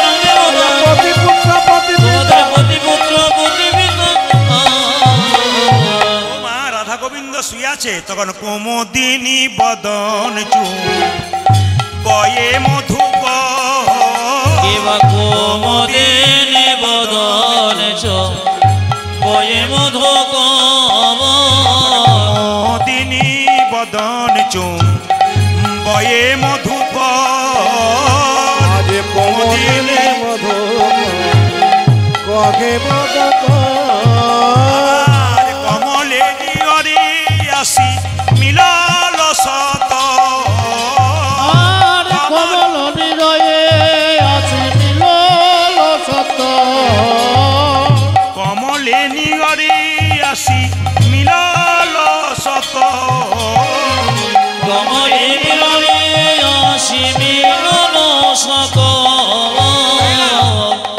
একবার ওঠে একবার বসে একবার ওঠে একবার বসে একেবারে ওঠে একেবারে বসে পূজাকে একেবার উঠে একেবারে বসে কুমুদিনী মায়া ছাড়তে না রে একবার উঠি একবার বসে কুমুদিনী মায়া ছাড়িতে নারী একবার উঠে একবার বসে শালুক ফুল দেখেছেন মায়েরা শালুক ফুল সন্ধ্যাবেলায় ফোটে সকালবেলায় মুজে যায় আর পদ্ম ফুল সকালবেলায় ফোটে সন্ধ্যাবেলায় মুজে যায় তা ভ্রমর কি করে সারা রাত্রি শালুক ফুলের মধু পান করে ওটা কুমুদ বলা হয় কুমুদ শালুক ফুলের মধু পান করে যখন সকাল হয় না ফুলটা এই দিয়ে তাকান ফুলটা এরকম ছিল সকাল হতে হতে ফুলটা আস্তে আস্তে এরকম হচ্ছে ভ্রমর কি করে একবার ওঠে একবার বসে কেন বলুন তো যদি সকাল হয়ে যায় সূর্য উঠছে এবার যদি ফুলটা মুজে যায় ভেতরে রয়ে যাবো যেমন ভ্রমর একবার উঠছে একবার বসছে এখন রাধারানী কুমুদিনী কৃষ্ণ ভ্রমর কৃষ্ণ মনে মনে ভাবছে এবার তো বেলা বয়ে যাচ্ছে সকাল হয়ে যাচ্ছে রাধারানী চলে যাবে রাধার মায়া ছাড়তে পারছে না একবার ওঠে একবার বসে একেবার ওঠে একেবারে বসে একবার ওঠে একবার বসে একবার ওঠে একবার বসে একবার ওঠে একবার বসে কুমুদিনীর মায়া ছাড়তে না রে একবার ওঠে একবার বসে কুমুদিনী মায়া ছাড়তে না রে একবার ওঠে একবার বসে শেখর শেখরি কহে হাসিয়া হাসিয়া অবশ্যে খরচে করি কহে হাসে যা হাসি যায় শেখর শেখরি কহে হাসিয়া হাসিয়া পূজা যে সকল শেখরে নাচে হাসিয়া হাসিয়া চোর হয়ে সাধুর মতো রয়েছ সুতিয়া চোরে হয়ে সাধুর মতো রয়েছ সুপ্রিয়া চোর হয়ে সাধুর মতো রয়েছ সুতিয়া পূজা যে চলে হয়ে সাধুর মতো রয়েছে সপিয়া বলি চোর হয়ে সাধু কবে হলে আজ চোরে হয়ে সাধু কবে হলে গে আসুন আসুন। হ্যাঁ ও নগরে যাবে চোর হয়ে সাধু কবে হলে হে চোর হয়ে সাধু কবে হলে হে চিরকালী চোর ছিলে চোর হয়ে সাধু কবে হলে চিরকালে চোর ছিলে, চোর হয়ে সাধু কবে হলে হে এরা সবাই মিলে বলুন, রাধা রানী কি শ্যাম সুন্দর কি মদন মোহন কি এখন নগরে যাচ্ছে আপনার সবাই মিলে একবার নাম কীর্তন করে নিন ভজ গৌরাঙ্গ সবাই মিলে একসঙ্গে হাত তুলে করুন সবাই মিলে একসঙ্গে ওরা নগরে যাক আপনার কীর্তনে থাক আপনার কীর্তনে আসলে বসুন একবারে ভক্তি করে নগরে যাক সবাই মিলে ভজ গৌরাঙ্গ লহ গৌরাঙ্গ জপ গৌরাঙ্গের নাম রে উলধ্বনি ভজ গৌরঙ্গ জপ গৌরঙ্গ লহ গৌরঙ্গে নাম রে আজ ভজ গৌরাঙ্গ ভগরাঙ্গ লহ গৌরাঙ্গীর নাম রে একবার ভজ গৌরাঙ্গ লহ গৌরাঙ্গ জপ গৌরাঙ্গের নাম রে হরি ভজ গৌরঙ্গ লহ গৌরঙ্গ লহ গৌরঙ্গে নাম রে যে জানা গৌরাঙ্গ ভজে সে হয়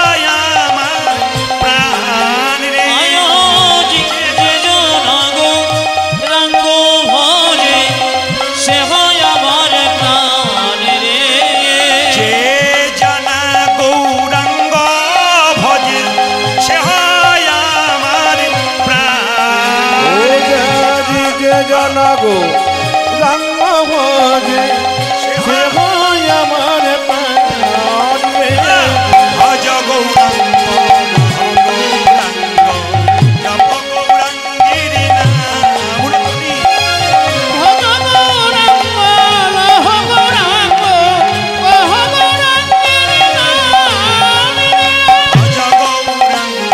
লহ গৌরাঙ্গ জপ গৌরাঙ্গিরি নাম রে।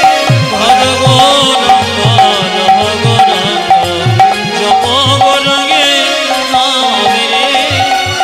ভজ ধ্বনি উলধ্বনি উলধ্বনি বলে হরি।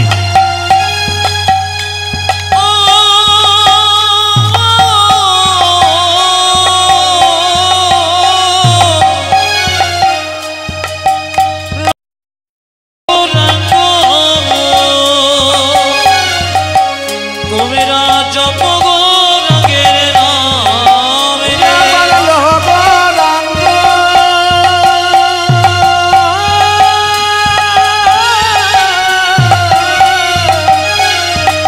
কহ গৌরাঙ্গ লহ গৌরাঙ্গের নাম রে ভজ গৌরাঙ্গ লহ গৌরাঙ্গ জপ গৌরাঙ্গের নাম রে। আজ লহ গৌরাঙ্গ কহ গৌরাঙ্গ লহ গৌরাঙ্গের নাম রে আরে ভজ গৌরাঙ্গ লহ জয় গৌর হরি হরি। গৌরাঙ্গের নাম রে। ভজ গৌরাঙ্গ লহ গৌরাঙ্গ ভজ গৌরাঙ্গ লহ গৌরাঙ্গ জপ গৌরাঙ্গের নাম রে। ভজ গৌরাঙ্গ কহ গৌরাঙ্গ জপ লহ গৌরাঙ্গের নাম রে রাধারানী কটা বান্ধবী ছিল মায়েরা? রাধারানী কটা বান্ধবী ছিল? 8 জন প্রিয় বান্ধবী, বাকি অনেক ছিল 8 জন প্রিয় বান্ধবী। তো রাধারানীর গোবিন্দ স্মরণ করে আছে ললিতা বিশাখা চিত্রা চম্পকলতা, ইন্দুরেখা তুঙ্গবিদ্যা, সুদেবী আর রঙ্গদেবী। এরা কি করছে দেখছে এক এক করে যে রাধা গোবিন্দ কেমন করে শুয়ে আছে। একটু দর্শন করুন সবাই। রাধা গোবিন্দ শুয়ে আছে, তো ললিতা গিয়ে বলছে আমি কি দেখলাম জানিস? আমি কি দেখলাম? কুসুম সেজ পরি কিশোরী কিশোর, কুসুম সেজ পরি কিশোরী কিশোর। ওরে কুসুম সেজ পরি কিশোর কিশোরী। কুসুম সেজ পরি কিশোরী কিশোর। কুসুমে জপরে কিশোর কিশোর এখন তো র্যাগ কম্বল উঠেছে না, কি বলছেন? ওটা কি নাম বলছে? ব্ল্যাঙ্কেট নাকি? এখন তো ব্ল্যাঙ্কেট লেপ তো চলে গেছে, আগে তুলোর লেপ ছিল। রাধা গোবিন্দ শুয়ে আছে কেমন? কুসুমে কুসুম, কুসুমে সেজ পরি, মানে ফুলের ফুলের বিছানা। রাধা গোবিন্দ শুয়ে আছে, চারিদিকে সখীরা ফুল পেতে দিয়েছে যেন কোনো আঘাত না লাগে শরীরে ফুলের। দুজনে ঘুমাবল হিয়ে হিয়ে জো, বহুজনে ঘুমাবলো ঘিরে ঘিরে যৌব। বর্ণনাগুলো দেখুন, শুধু কুঞ্জ বর্ণন শুনতে হবে না, কুঞ্জ বর্ণন মানে বর্ণনাগুলো শুনতে হবে। রাধা গোবিন্দ শুয়ে আছে, দুজন দুজনকে হিয়ে হিয়ে জোর, বুকে বুকে জড়িয়ে ধরে শুয়ে আছে। দুজনে ঘুমাবল হিয়ে হিয়ে জোর। আজ দুজনে ঘুমাবল গিয়ে গিয়ে জোর ললিতা বলছে আমি দেখলাম, বিশাখা তুমি দেখে আয়। অধরে অধর দিয়া ভুজে ভুজে বন্ধ, ওই অধরে অধরে দেয়া ভুজ ভুজ বন্ধ। এই দুটো ঠোঁট আছে আমাদের, দুটো ঠোঁট নাকি? একটা এখানে একটা ওপরে, এটাকে আপার আর কি লোয়ার। তো এটাকে কি বলে? অধর। এটাকে কি? ওষ্ঠ। তো রাধারানীর অধর আর গোবিন্দের অধর একসঙ্গে মিশে আছে। অধরে অধর দিয়া ভুজে ভুজে বন্ধ, অধরে অধরে দেয়া ভুজে ভুজে বন্ধ অধরে অধর দিয়া ভুজে ভুজে বন্ধ। পূজা যে আধারে আধারে দিয়া ভুজে ভুজে দন্ত উরু উরু চরণে চরণ এক ছন্দ, আরে উরু উরু চরণ চরণ এক ছন্দ। উরু উরু চরণে চরণ এক ছন্দ। পূজা যে চরণে চরণে এক ছন্দ। বর্ণনা করতে গিয়ে বেশি কিছু খুলে বলবো না, আপনারা ক্লিয়ার বুঝবেন, কেমন? একটু বুঝে নেবার চেষ্টা করবেন। রাধারানী কি বলছে? এই অধর বলে অধরে আর ধরে না রে, ওরে অধরে আরে ধরে না রে, অধরে আর ধরে না রে। পূজা যে আধারে আধারে রাধারানীর অধরে এত মধু, গোবিন্দের অধরে এত মধু, অধরে অধর ধরছে না। সঙ্গে সঙ্গে ললিতা বিশাখা চলে এলো। চিত্রা বলছে আমি একবার দেখে আসি। কি দেখবি? চাঁদে চাঁদে কমলে কমলইয়া কমেলি,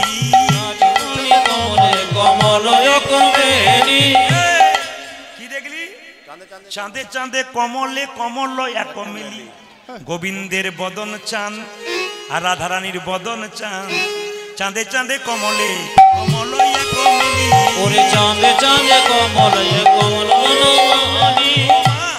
চাঁদ পেলি তো পদ্ম কোথায় পেলি? মায়ের এখনই শুনলেন না যে রাত্রিবেলায় শালুক ফুল ফোটে, পদ্ম কোথায় গেল? আরে বাবা, কৃষ্ণের চরণ পদ্ম আর রাধারানীর কি বদন চাঁদ। গোবিন্দের বদন চাঁদ আর কৃষ্ণের যে চরণের মধ্যে পদ্ম, ওটাকে পদ্ম বলছে, চরণ পদ্রা বদন চাঁদ। কি বলছে না? ভমরে চকরে এক ঠাই করে কেলি, ভমরে চকরে এক ঠাই করে কেলি। পদ্ম ফুলে ভমর ঘোরে, রাত্রিবেলায় চাঁদ উঠলে দেখবেন একটা পাখি, এক ধরনের পাখি গোল করে উপরে উঠে যায় আবার নিচে নেমে যায়। ওই পাখিটার নাম কি? চকর পাখি। তা বলছে আমি চাঁদ দেখলাম কি কৃষ্ণের বদন চাঁদ আর কৃষ্ণের চরণটা হচ্ছে কমল, একসঙ্গে ভমর আর চকর ঘোরাঘুরি করছে। কি মিল! ভমরে চকরে এক ঠাই করে কেলি, ভমরে চকরে এক ঠাই করে কেলি। বেশ বেশ বেশ। ললিতা বিশাখা চিত্রা হলো, চম্পকলতা তুই দেখে আয়। আমি কি দেখলাম জানিস? আমি আবার যা দেখলাম তোরা শুনলে চমকে যাবি। কুন্দন কনক জড়িত নীলমণি, আজ কুন্দন কনক জড়িত নীলমণি। দাদা কি বললি? কুন্দন। মায়েরা কুন্দন মানে কি? স্যাকরা সূক্ষ্ম কাজ। যেমন দেখবেন, আপনারা কিছু মনে করবেন না, ধরুন হাতে দুটো আপনার সোনার বালা আছে, আপনার ইচ্ছা হলো স্যাকরার কাছে গিয়ে একটু মালা করাবো, তাহলে বালাটা এক ডিজাইনের ছিল, আবার মালা করলেন তখন আলাদা ডিজাইন হয়ে গেল। তাহলে কুন্দন মানে স্যাকরার যে সূক্ষ্ম কাজ, ওটা কুন্দন। রাধা গোবিন্দ শুয়ে আছে, রাধারানী কেমন হচ্ছে সোনার মতো, আর আমাদের গোবিন্দ কেমন হচ্ছে মণির মতো, নীলমণির মতো। কুন্দন কনক জড়িত নীলমণি, আজ কুন্দনে কনক জড়িত নীলমণি। যেন সোনারে মাঝে নীলমণি জড়িয়েই আছে। ও মা! এবার সব চাইতে অষ্টসখীর মধ্যে বুদ্ধিমতী কে ছিল জানেন? তুঙ্গ বিদ্যা। তুঙ্গ মানে উঁচু, বিদ্যা মানে জ্ঞান। কিছু মনে করবেন না মায়েরা, ক্লাসে যদি কোনো একটা রচনা লিখতে দেওয়া হয়, সব ছেলেরা রচনা লেখে, কিন্তু যে ফার্স্ট বয় তারটা শোনার জন্য সবাই অপেক্ষা করে, কারণ ও কেমন লিখেছে, এর ব্রেন ভালো, ফার্স্ট হয়েছে, এ ভালো লিখবে। তো অষ্টসখীর মধ্যে একজন সখী খুব বুদ্ধিমতী, তার নাম হচ্ছে তুঙ্গবিদ্যা। ও তাহলে নিশ্চয়ই ভালো কিছু লিখবে, ভালো কিছু বলবে। তুঙ্গবিদ্যা বলছে আমি কি দেখলাম জানিস? কি? আমি দেখলাম সিকি করে ভুজঙ্গিনী নাহি দুঃখ সো, সিকি করে ভুজঙ্গিনী নাহি দুঃখ সো। তোর মাথা খারাপ হয়ে গেছে? বেশি পড়াশোনা করা ভালো নয়। কিছু মনে করবেন না, বেশি পড়াশোনা করলে মাথা একবারে চলে যায়, বেশি পড়াশোনা করলে মাথা গোল্লাই চলে যায়। আসলে কিছু মনে করবেন না, অপরাধ আমাদের কি বলুন তো? কীর্তন করতে গেলে আমাদের পড়াশোনা করতে হয়, তা আমাদের বাড়িতে গিয়ে পড়াশোনা করতে হয়। বাড়িতে গিয়ে ফোন আসে, কিন্তু বাড়ির লোককে কি বলে বলুন তো? এই ধরুন 10 দিন 12 দিন পর বাড়ি যাই, হঠাৎ প্রচুর ফোন রিসিভ করছি, মেয়েদের সঙ্গে কথা নেই, স্ত্রীর সঙ্গে কথা নেই। মাঝে মনে হচ্ছে একটা জিনিস দেখিনি, তোর বাবা বেকার বাড়িতে এলো রে, পাথর আসা তোর বাবা সমান। বলে কেন? কথাও নাই, বার্তা নাই, যত ফোন ঘরে আসে সেই দিনই, আর সেই দিনই পড়ার সময় পাই, বাকি কীর্তনে বোধহয় পাই না। না না, এই অভিমান তো সবার থাকতে পারে, কিছু মনে করবেন না। তো বেশি পড়াশোনা করলে আবার ফোনকে সুইচ অফ করে তারপর কথা বলতে হয়। কেন বলুন তো? সব কিছু ঠিক না রাখলে কিন্তু নিতাই গৌর হরিবোল হয়ে যাবে। সব ঠিক রেখে চলতে হয় সংসারে।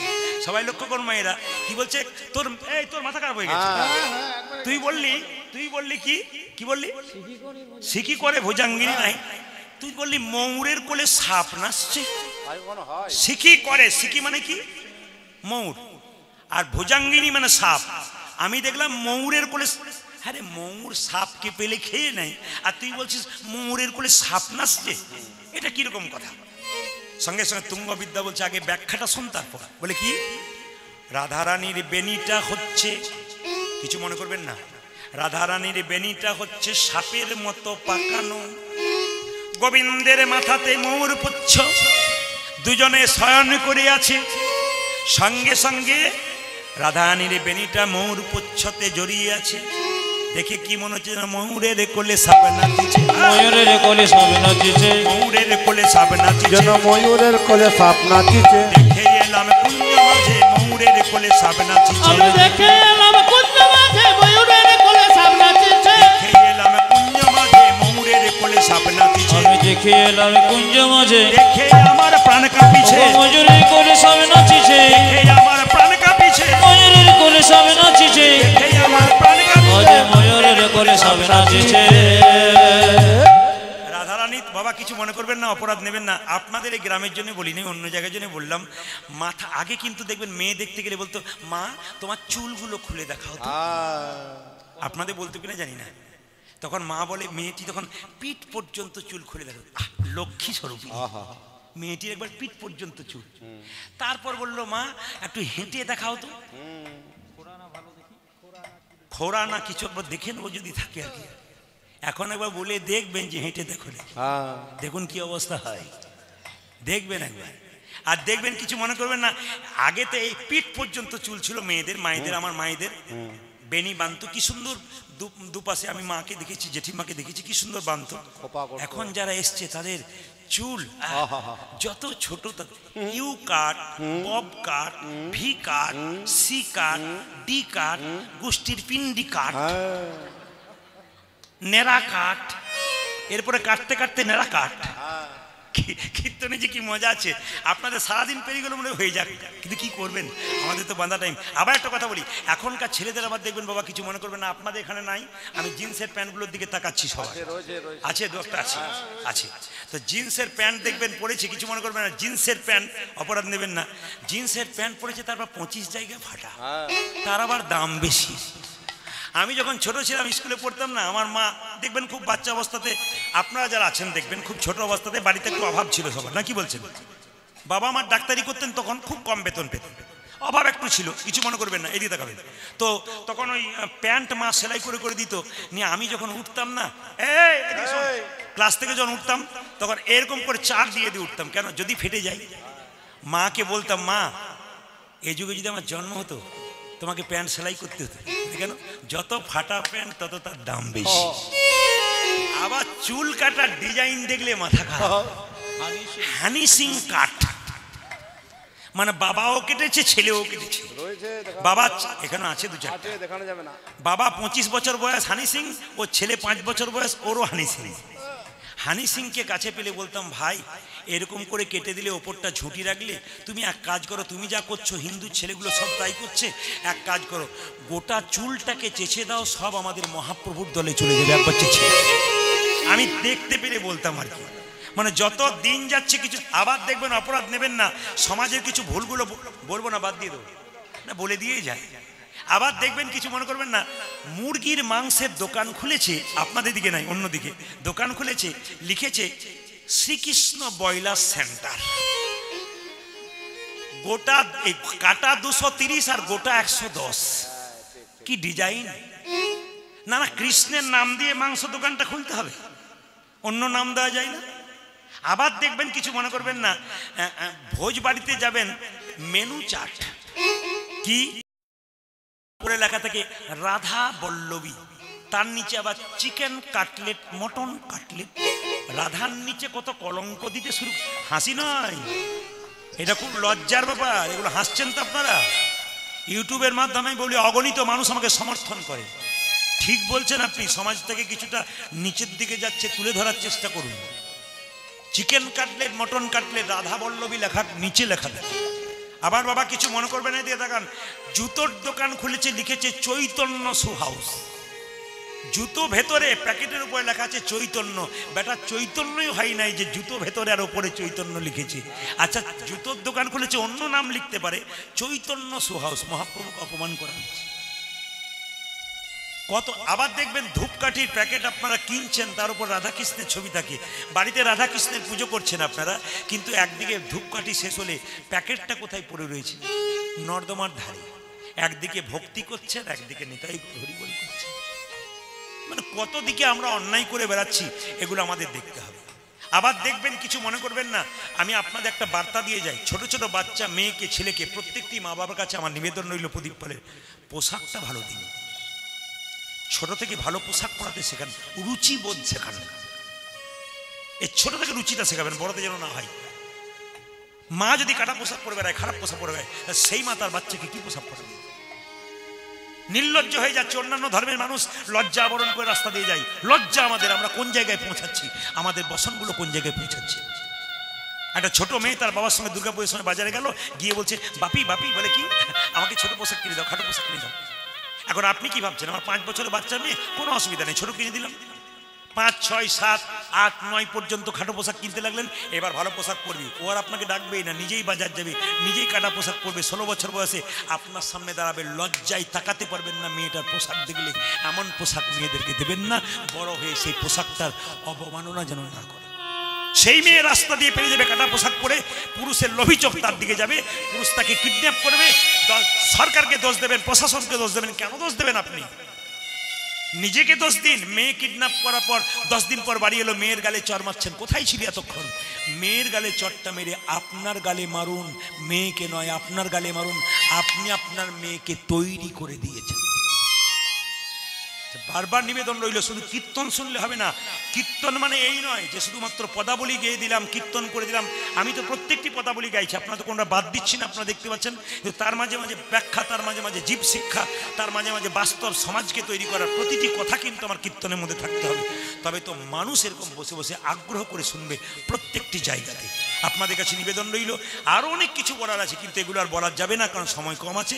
তাই সবাই লক্ষ্য করে রাধারানীকে বলছে, হ্যাঁ তুঙ্গবিদ্যা তুই তো যা দেখলি, ইন্দুরেখা সুদেবী তোরা কি দেখলি? আমি কি দেখলাম জানিস? বলে আমি কি দেখলাম? কামন কামিনী এক কাম নাহি জাগে। এক জায়গাতে কাম, এক জায়গায় কামিনী, কিন্তু কাম নাহি জাগছে। সবার যখন দেখা হয়ে গেল, তখন রাধারানীকে জাগাতে হবে। তখন সঙ্গে সঙ্গে বলছে, এক কাজ কর, সারি সুখ দুজনে উঠিয়া বিহন। সারি সুখ দুজনে উঠিয়া বিহনে। দ্বিজকুলকে ডাক, দ্বিজকুল যাদের দুবার জন্ম। কাদের দুবার জন্ম? ব্রাহ্মণদের। একবার উপনয়ন, একবার মায়ের গর্ভ থেকে। আর দ্বিজকুল পাখি, একবার ডিম থেকে, একবার বাচ্চা। তাহলে দুবার জন্ম, এদের দ্বিজকুলকে ডাক। তার মধ্যে কি? পাখি। সারিসুখ, সারিসুখ দুজনে উঠিয়া বিহনে। আজ সারে সুখ দুজনে উঠিয়া বিহনে। রাই কানু জাগাইতে করে অনুমান।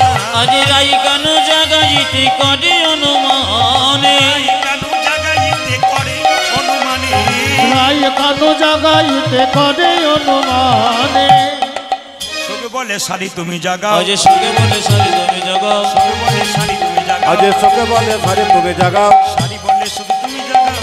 সবে বলে সারি তুমি জাগাও। সারি বলে সুখে তুমি জাগাও। সুখে বলে সারি তুমি জাগাও। সারি বলে শুধু তুমি জাগাও। সবে বলে সারি তুমি জাগাও। সারি বলে সুখে তুমি জাগাও। সুখে বলে সারে তুমি জাগাও। সারি কেঁদে কেঁদে বলছে, আমি জাগাইতে নারিব।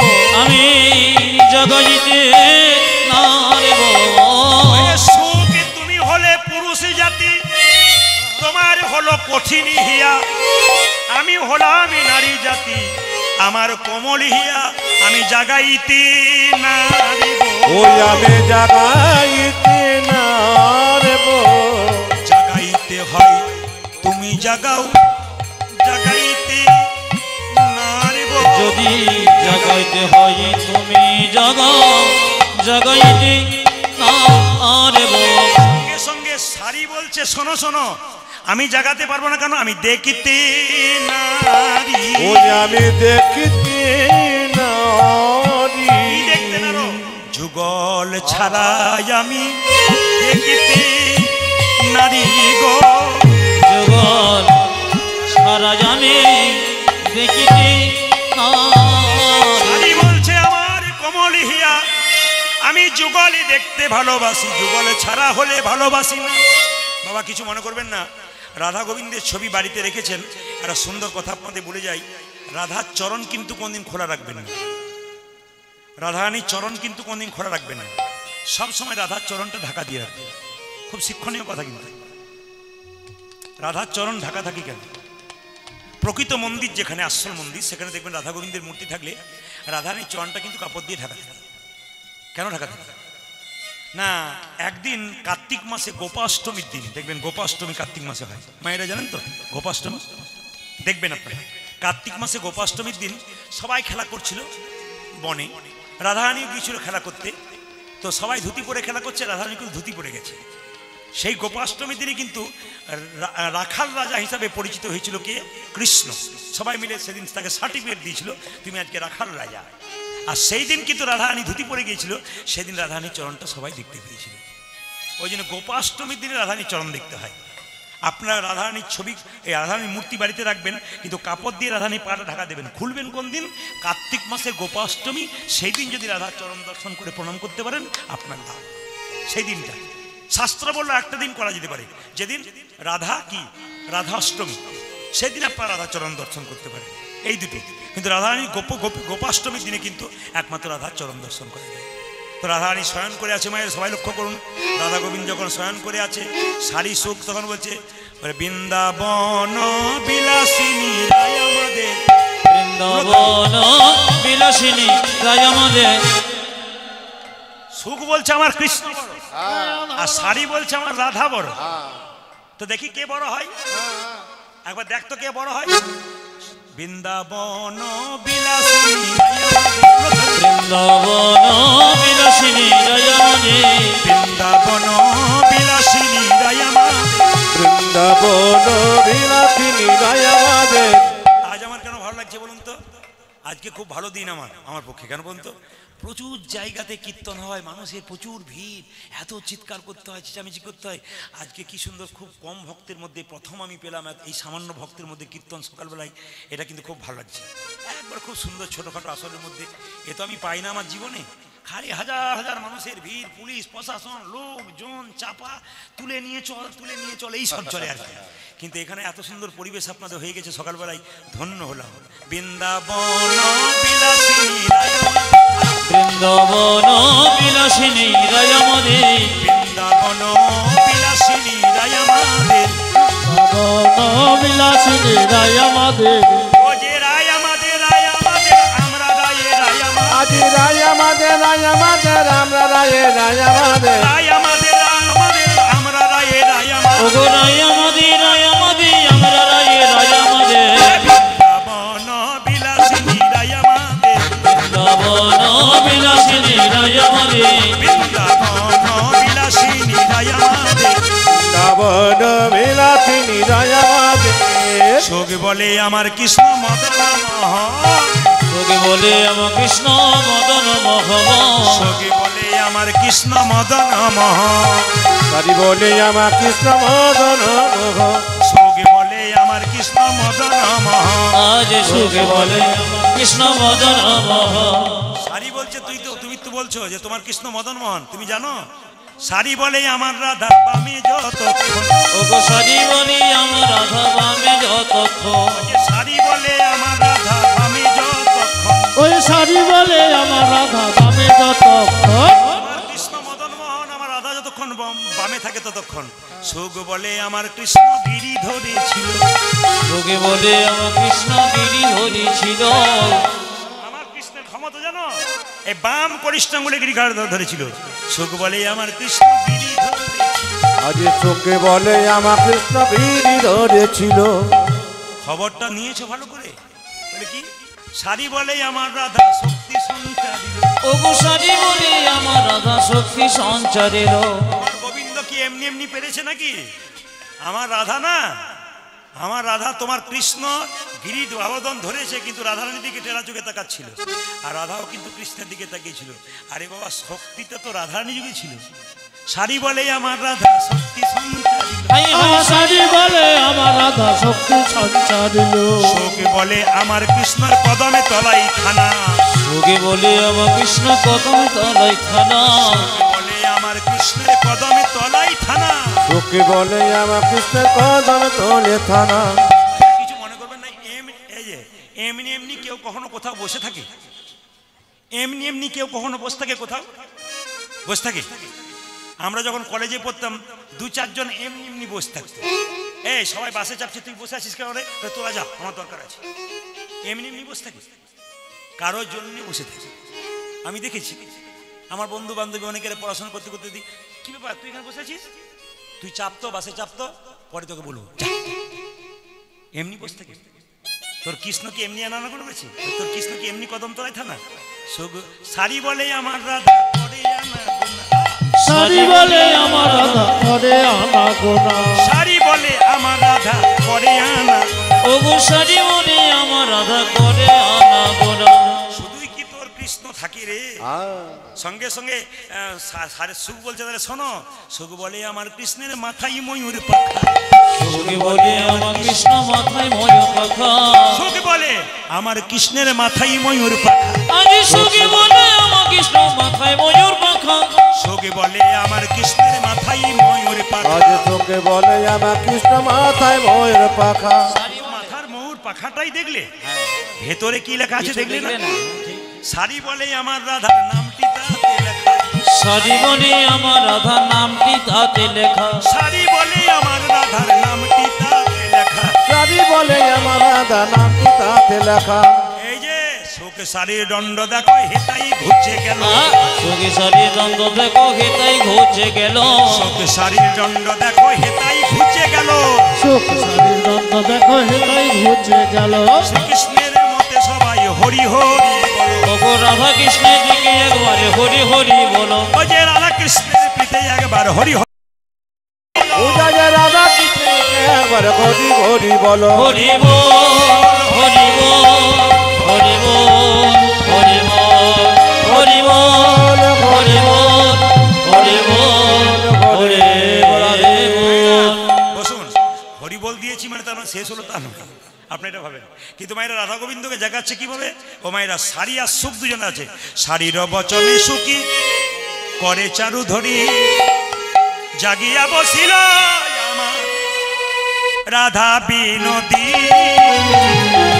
শরীর বচনে সুখ করে চারুধনে, জাগিয়া বসিল আমার রাধা বিনোদী। শরীর বচনে সুখ করে চারুধনে, জাগাই বসিল আমার রাধা বিনোদী। উঠে আসে বিনোদিনী হেরি শেষ রজনী। ওগো উঠে যাসে বিনোদিনী হেরি সে জনে। এই যে, বধূ, বধূ, তুমি তো বেশ আছো, আমার দিকে তাকালে না? দেখো কত বেলা হয়েছে। আমার শাশুড়ি ননদিনী আছে। উঠে আসে বিনোদিনী হেরি শেষ রজনী। পূজা যে উঠিয়াছে বিনোদিনী তেরি শেষ রজনী।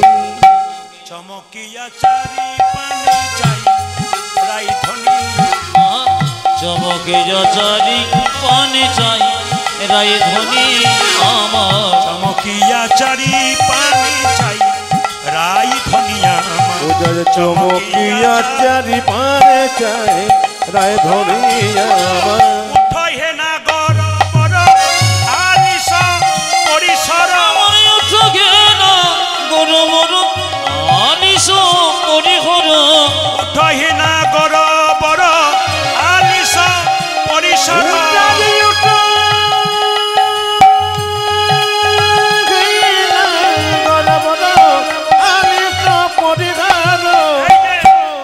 পদ চাপি বধুরি জাগাই জাগাই রে।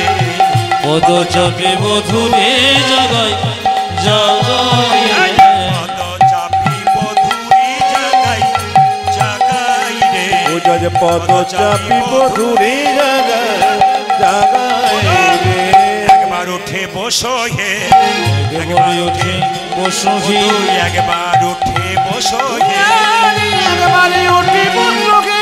ঘরে যাবার সময় হলো, একবার উঠে বসো হে। বধু ঘরে যাওয়ার সময় হলো, একবার উঠে বসো হে। বধু তুমি জানো আমার বাপ শ্বশুর কুল দুই কুল সমতুল। আমার বাপ শ্বশুর কোন দুই কোন সমতুল। বাপ শ্বশুর কুল দুই কুল সমতুল। বাপ শ্বশুর কুল দুই কুল সমতুল। তাহে আবার কুলের কামিনী কামিনী গো। তাহে আবার কুলের কামিনী কামিনী গো। তাহে আবার কুলের কামিনী কামিনী গো।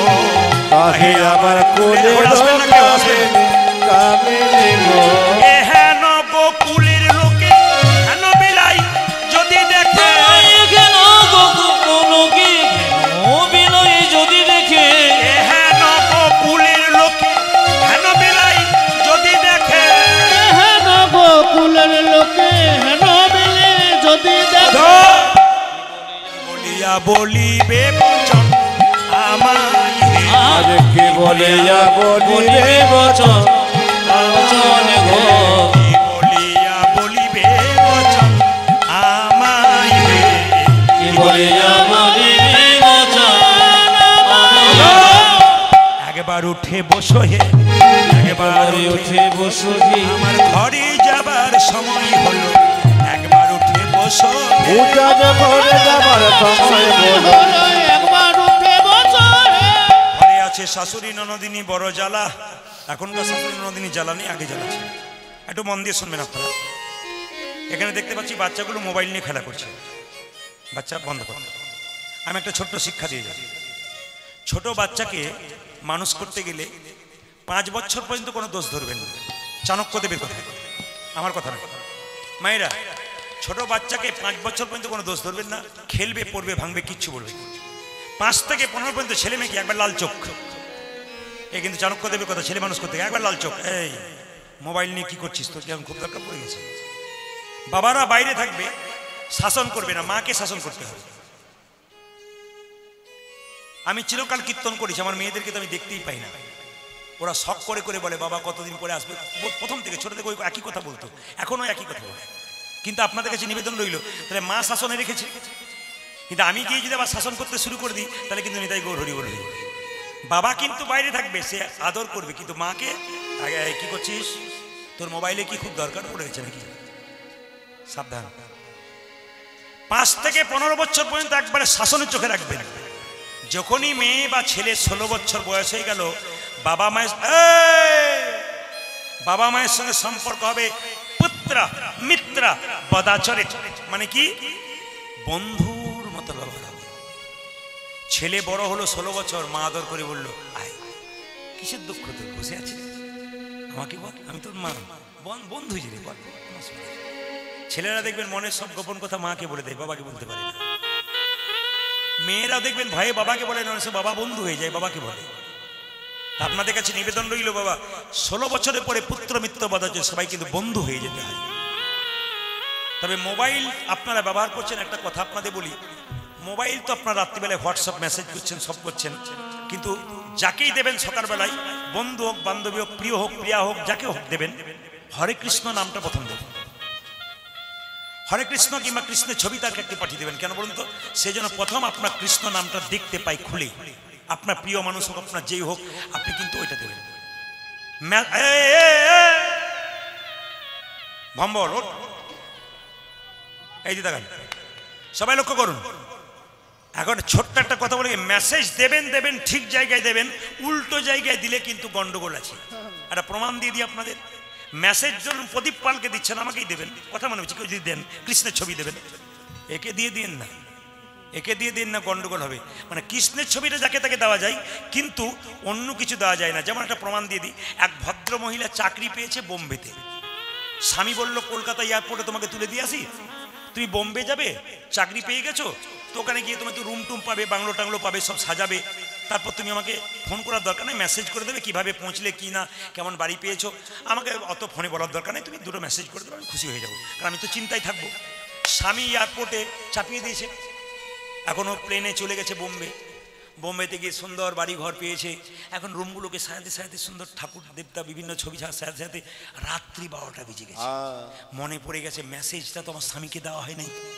সেই কখন চেপেছি চিন্তা করবে আমি তো খুব বোকামি করলাম আমাকে কি মনে করবে স্বার্থপর মনে করবে আমি মেসেজ দিয়ে দিই স্বামীকে মেসেজটা লিখেছে সেই মেসেজটা স্বামীর কাছে না গিয়ে অন্য লোকের কাছে পৌঁছেছে যার কাছে পৌঁছেছে তার অবস্থা শুনলে মাথা খারাপ ও রাত্রি 12টায় ঘর ঢুকে একেই তো দুঃখ তারপর বলছে মরে গেলাম জল দে মাথায় জল দে ভদ্রলোক খালি কাঁদছে জল দে আমার দিন এগিয়ে এলো ভাই জল দে লোকে বলছে কি হলো এই দেখ তোর বৌদি মেসেজ পাঠিয়েছে মানে ওই মেয়েটি মেসেজটি এখানে চলে এসছে আর কি ওর স্ত্রী মারা গেছে আজকে সকালবেলায় স্ত্রীকে শ্মশানে পুড়িয়ে ও রাত্রি 12টার সময় বাড়ি আসছে আর বাড়িতে যখন প্যান্টের পকেট থেকে দেখছে টিং টিং করছে তাহলে মেসেজ কি এলো দেখছি যে বৌদি মেসেজ দিয়েছে মানে ওর স্ত্রী মেসেজ দিয়েছে কিন্তু মেসেজটা ভদ্র মহিলা ওর কাছে দিয়ে ফেলেছে কি লিখেছে শুনুন, তবে তো বলছে আমাকে এবার জল দে, আমার সময় হয়ে গেল,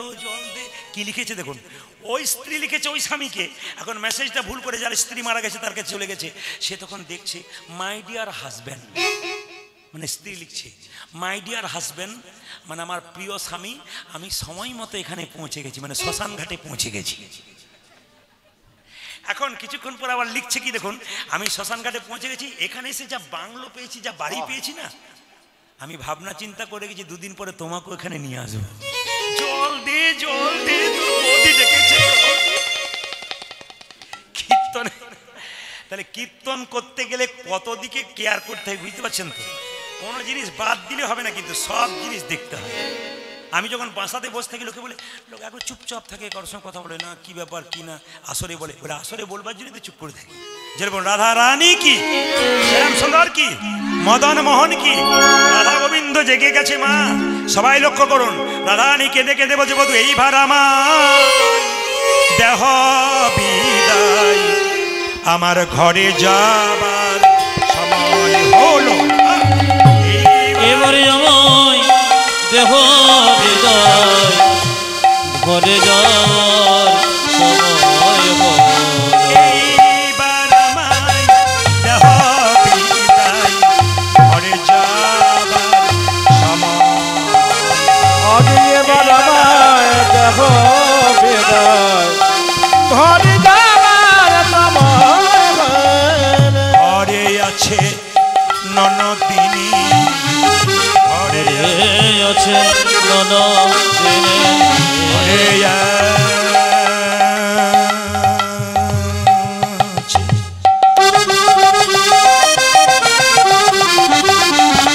বধূ হে, বধূ হে,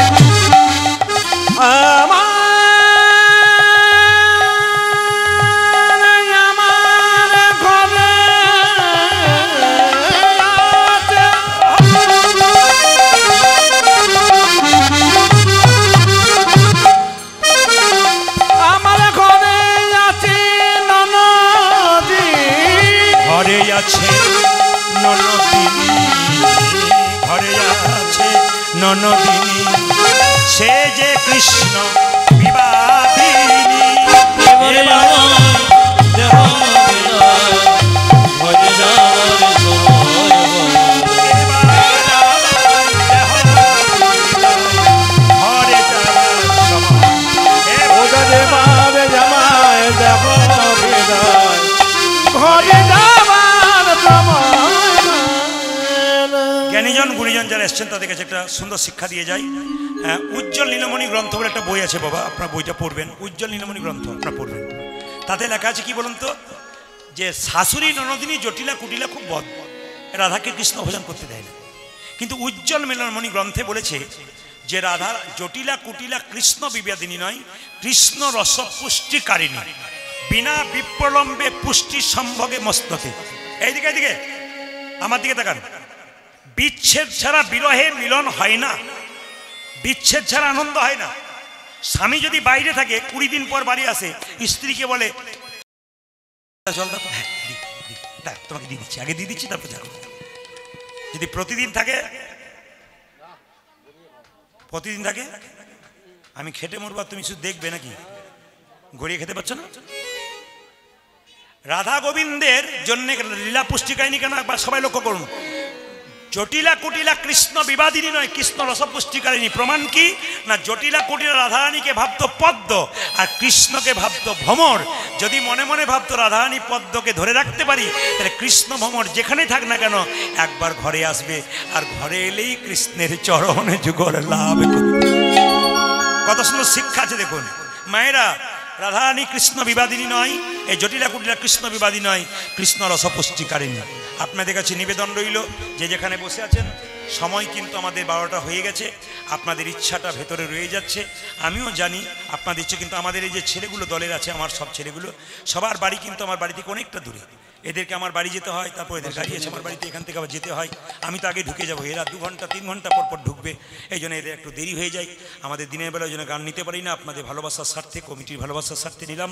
সবার জন্য প্রার্থনা করে গেলাম আপনাদের গ্রামবাসী এবং বহিরাগত ভক্ত যারা এসছেন সকলের মঙ্গল হোক, এবং সকলের জন্য প্রার্থনা করে গেলাম আপনাদের বাড়িতে একটা করে কৃষ্ণ ভক্ত সন্তান হোক।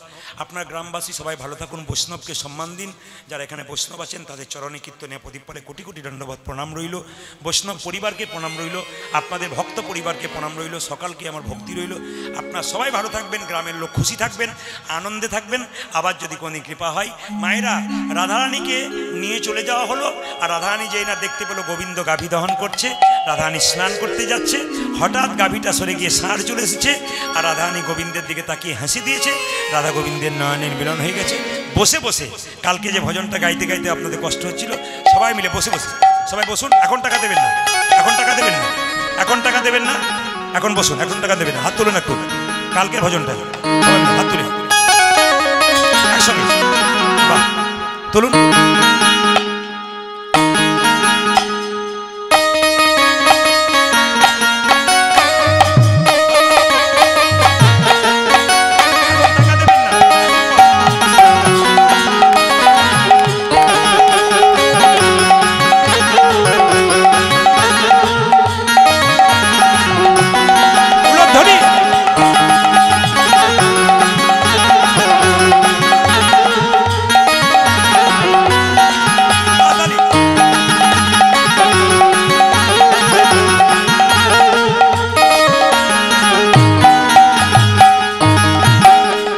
শ্যামল তনু যে হলো আবিরে তেলাল, আবিরে তেলাল, হোলি খেলেছে ব্রজের গোপাল। শ্যামল তনু যে হলো আবিরে তেলাল, আবিরে তেলাল, হোলি খেলেছে আমার ব্রজের গোপাল। আমি আপনাদের বলে যাই, গ্রামে 250টি ঘর আছে, মোটামুটি 250টা হিসাব মতো। এখানকার ছেলেরা যে অক্লান্ত পরিশ্রম করেছে সারারাত্রি জেগে, প্রত্যেকটি ছেলে চোখের দিকে তাকান, এত সুন্দর প্যান্ডেল, এত সুন্দর মাইক, এত সুন্দর সেবার ব্যবস্থা, এ কিন্তু একদিনে হয়নি, প্রচুর অক্লান্ত পরিশ্রম, ঘর সংসারের সমস্ত কাজ বাদ দিয়ে। দেখুন এরা আজকে দীর্ঘ কয়েকদিন ধরে পরিশ্রম করছে গোবিন্দের নাম করানোর জন্য। এদেরকে কিছু করুন, সাহায্য করুন, আর দ্বিতীয় কথা এদের আশীর্বাদ করুন যেন এরা সুস্থ থাকে, এদের মনোবল ভালো থাকে, আরও গোবিন্দের নাম যেন আরও সুন্দর থেকে সুন্দরতর করতে পারে।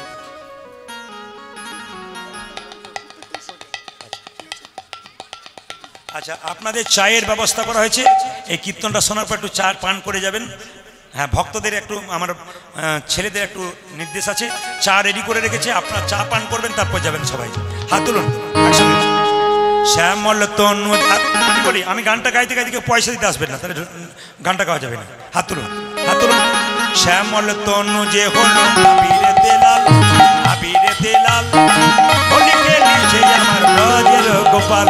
শ্যামল তনু যে হলো আবিরে তেলাল, আবিরে তেলাল, হোলি খেলেছে আমার ব্রজের গোপাল। সাথে লইয়ে শ্রীরাম সদা যতন রাখার, সাথে লইয়া শ্রীরাম সদা যতন রাখার। এখানে কম বয়সে ছেলেদের নাচতে হবে। পরে পরে দেবে, আমি বারবার বলছি আপনাদেরকে, আমার বাংলা যদি আপনারা বোঝেন তাহলে আমি বারবার বলবো, কীর্তনটা গাইতে গাইতে কেউ আসবেন না, তাহলে আমি বন্ধ করে দেবো এখানে। শুনতে পারলেন না? বারবার আমি বলছি, আমি তো দাঁড়াবো, আমি তো চলে যাবো না, আমি তো এখানে থাকবো, আমি তো বলছি আমি থাকবো। দাও দাও, তুমি দিয়ে দাও, তুমি দিয়ে দাও। এখন আর কেউ আসবেন না, বারবার বলছি। একজন কমিটি কেউ আসুন, কমিটির একটা ছেলেরা এখানে কেউ এসে বসো, ছেলেরা কেউ এসে বসো এখানে একজন, কেউ ঢুকতে গেলে এখন নয়, আমি তো দাঁড়াবো।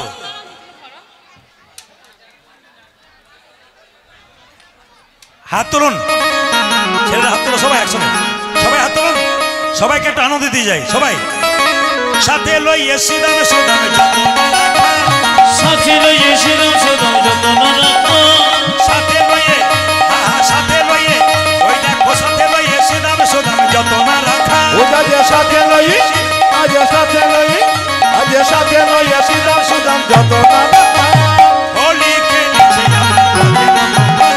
শ্যামল তনু যে হলো আবিরে তেলাল, আবিরে তেলাল, হোলি খেলেছে আমার ব্রজের গোপাল। শ্যামল তনু যে হলো আবিরে তেলাল, আবিরে তেলাল, হোলি খেলেছে আমার ব্রজের গোপাল। ওটা যে শ্যামল তনু যে হলো আবিরে তেলাল, আবিরে তেলাল, হোলি খেলিছে আমার বজ্র গোপাল। নাচবেন, আপনারা নাচবেন। তার আগে বলি, যদি কেউ হাততালি না দেন, তার যদি কেউ আনন্দ না করেন আজকে হরিবাসরে, তাহলে কিন্তু আমি আপনাদের একটা আশীর্বাদ দিয়ে গেলাম। কীর্তনের শেষে কাল থেকে স্বামী স্ত্রীতে কিছু বুঝলেন? আপনাদের হয় বোধ হয়, ওই জন্য বুঝতে পেরেছেন, অন্য জায়গায় বুঝতে পারে না। তবে স্বামী স্ত্রীতে যদি ঝগড়া না হয়, একটি মন্ত্র আমি শিখিয়ে দিয়ে যাবো, বলবো না বাদ দিয়ে দেবো? বাবারে মায়েদের কি আচ্ছা, বলুন বলুন, ঝগড়া কি করে বন্ধ হয়? এই দিকে দেখান, স্বামী স্ত্রীতে ঝগড়া না হয় তার জন্য একটা স্বামী দেখুন, যখনই বললাম যে মন্ত্র শিখিয়ে দেবো, তখন কি সুন্দর বসছে দেখুন, বস বস বস, শুন শুন ভালো করে শুন। আর দাদারা মনে মনে হচ্ছে বলুন বলুন, যত গন্ডগোল তো ওইখানেই, চুপ করে বলুন, আপনি বললে কাজ আছে, কিছু মনে করবেন না। স্বামী স্ত্রীতে ঝগড়া হবে না। কোন স্বামী স্ত্রী সুখী? যার স্ত্রী বোবা আর যার স্বামী কালা, তার নাই কোনো ঝালা। যদি বোবার কালা থাকে, কোনো যন্ত্রণা নাই। কিছু মনে করবেন না। মায়েদের একটা দোষ আছে, দাদা ভাইরা বলবো, আপনাদের এখানে নয়, কিরকম দোষ আছে বলুন তো? মায়েদের একটা দোষ কি, এইদিকে এইদিকে, মায়েদের একটা দোষ কিরকম দেখবেন, স্বামী স্ত্রীতে এই যে স্বামী স্ত্রীতে একটু ঝঞ্ঝট হলে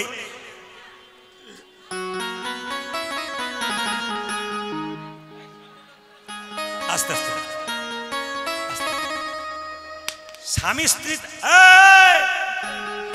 স্ত্রীতে একটু এইদিকে কান দিন। স্বামী স্ত্রীতে একটু ঝঞ্ঝট হলে কি বলে বলতো? স্ত্রী কি বলে বলতো? আমার মতো মেয়ে বলে তোমার সংসার করেছিল, নইলে দেখতে কোন দিন চলে যেতাম। আপনাদের বোধহয় বলে না নাকি? আবার দেখবেন একটা স্বভাব মায়েদের আছে, কি বলুন তো? ধরুন স্বামী বলছে কালকে বিয়ে বাড়ি নিমন্ত্রণ, চলো যাবো। আমার তো ভালো কাপড় নাই, এত দেবেন তবু ভালো কাপড় আর হলো না, পছন্দ হলো না। তবে বলে রাখি, স্বামী স্ত্রীতে ঝগড়া হবে না।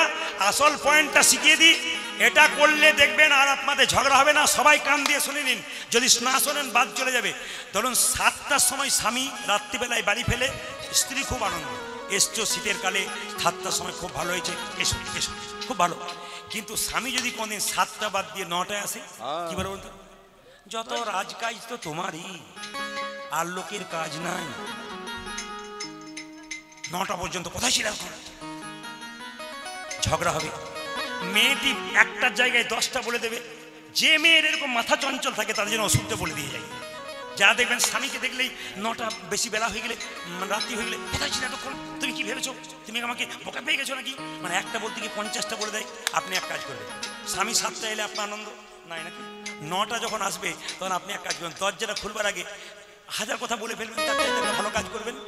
বোতলে জল নেবেন, জল নিয়ে হাতে ঢালবেন, মুখে ভরবেন, গিলবেন না ফেলবেন না। কিছু বুঝলেন? মানে হনুমান। আর ঝগড়া হবে, আর ঝগড়া হবে। স্বামী স্ত্রীতে ঝগড়া হবে না। দুটো কাজ এক করলে, তত্ত্ব কি বললো?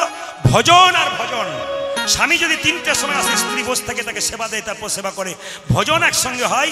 আর যদি সন্ধ্যাবেলায় রাধা গোবিন্দের নামে ভজন হয় একসঙ্গে, তাহলে আর ঝগড়া হয় না।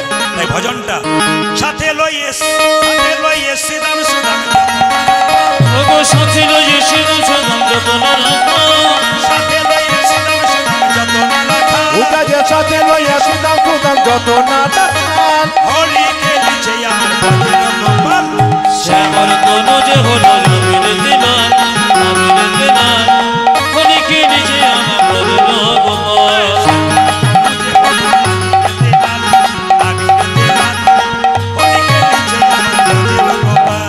শ্যামর তনু যে হলো নবীন দিনার, নবীন দিনার, হোলি খেলিছে আমার ভজন গোপাল। হাত তুলুন, হাত তুলুন।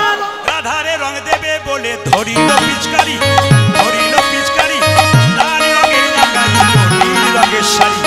রাধারে রং দেবে বলে ধরিল পিচকারি, ধরিল পিচকারি, লাল রঙের লাগালে লালের রঙের শাড়ি। রাধারে রং দেবে বলে ধরিল পিচকারি, ধরিল পিচকারি, লাল রঙের লাগাইল নীল রঙের শাড়ি। উটা যে রাধারে রং দেবে বলে ধরিল পিচকারি, ধরিল পিচকারি, লাল রঙে রাঙাইল নীল রঙের শাড়ি। রাধা বলে রং দিও না দোহাই নন্দলাল, রাধা বলে রং দিও না দোহাই নন্দলাল, রাধা বলে রং দিও না দোহাই নন্দলাল। উটা যে রাধা বলে রং দিও না দোহাই নন্দলাল, হোলি খেলিছে আমার ভজন গোপাল। ধ্বনি শ্যামর তনু যে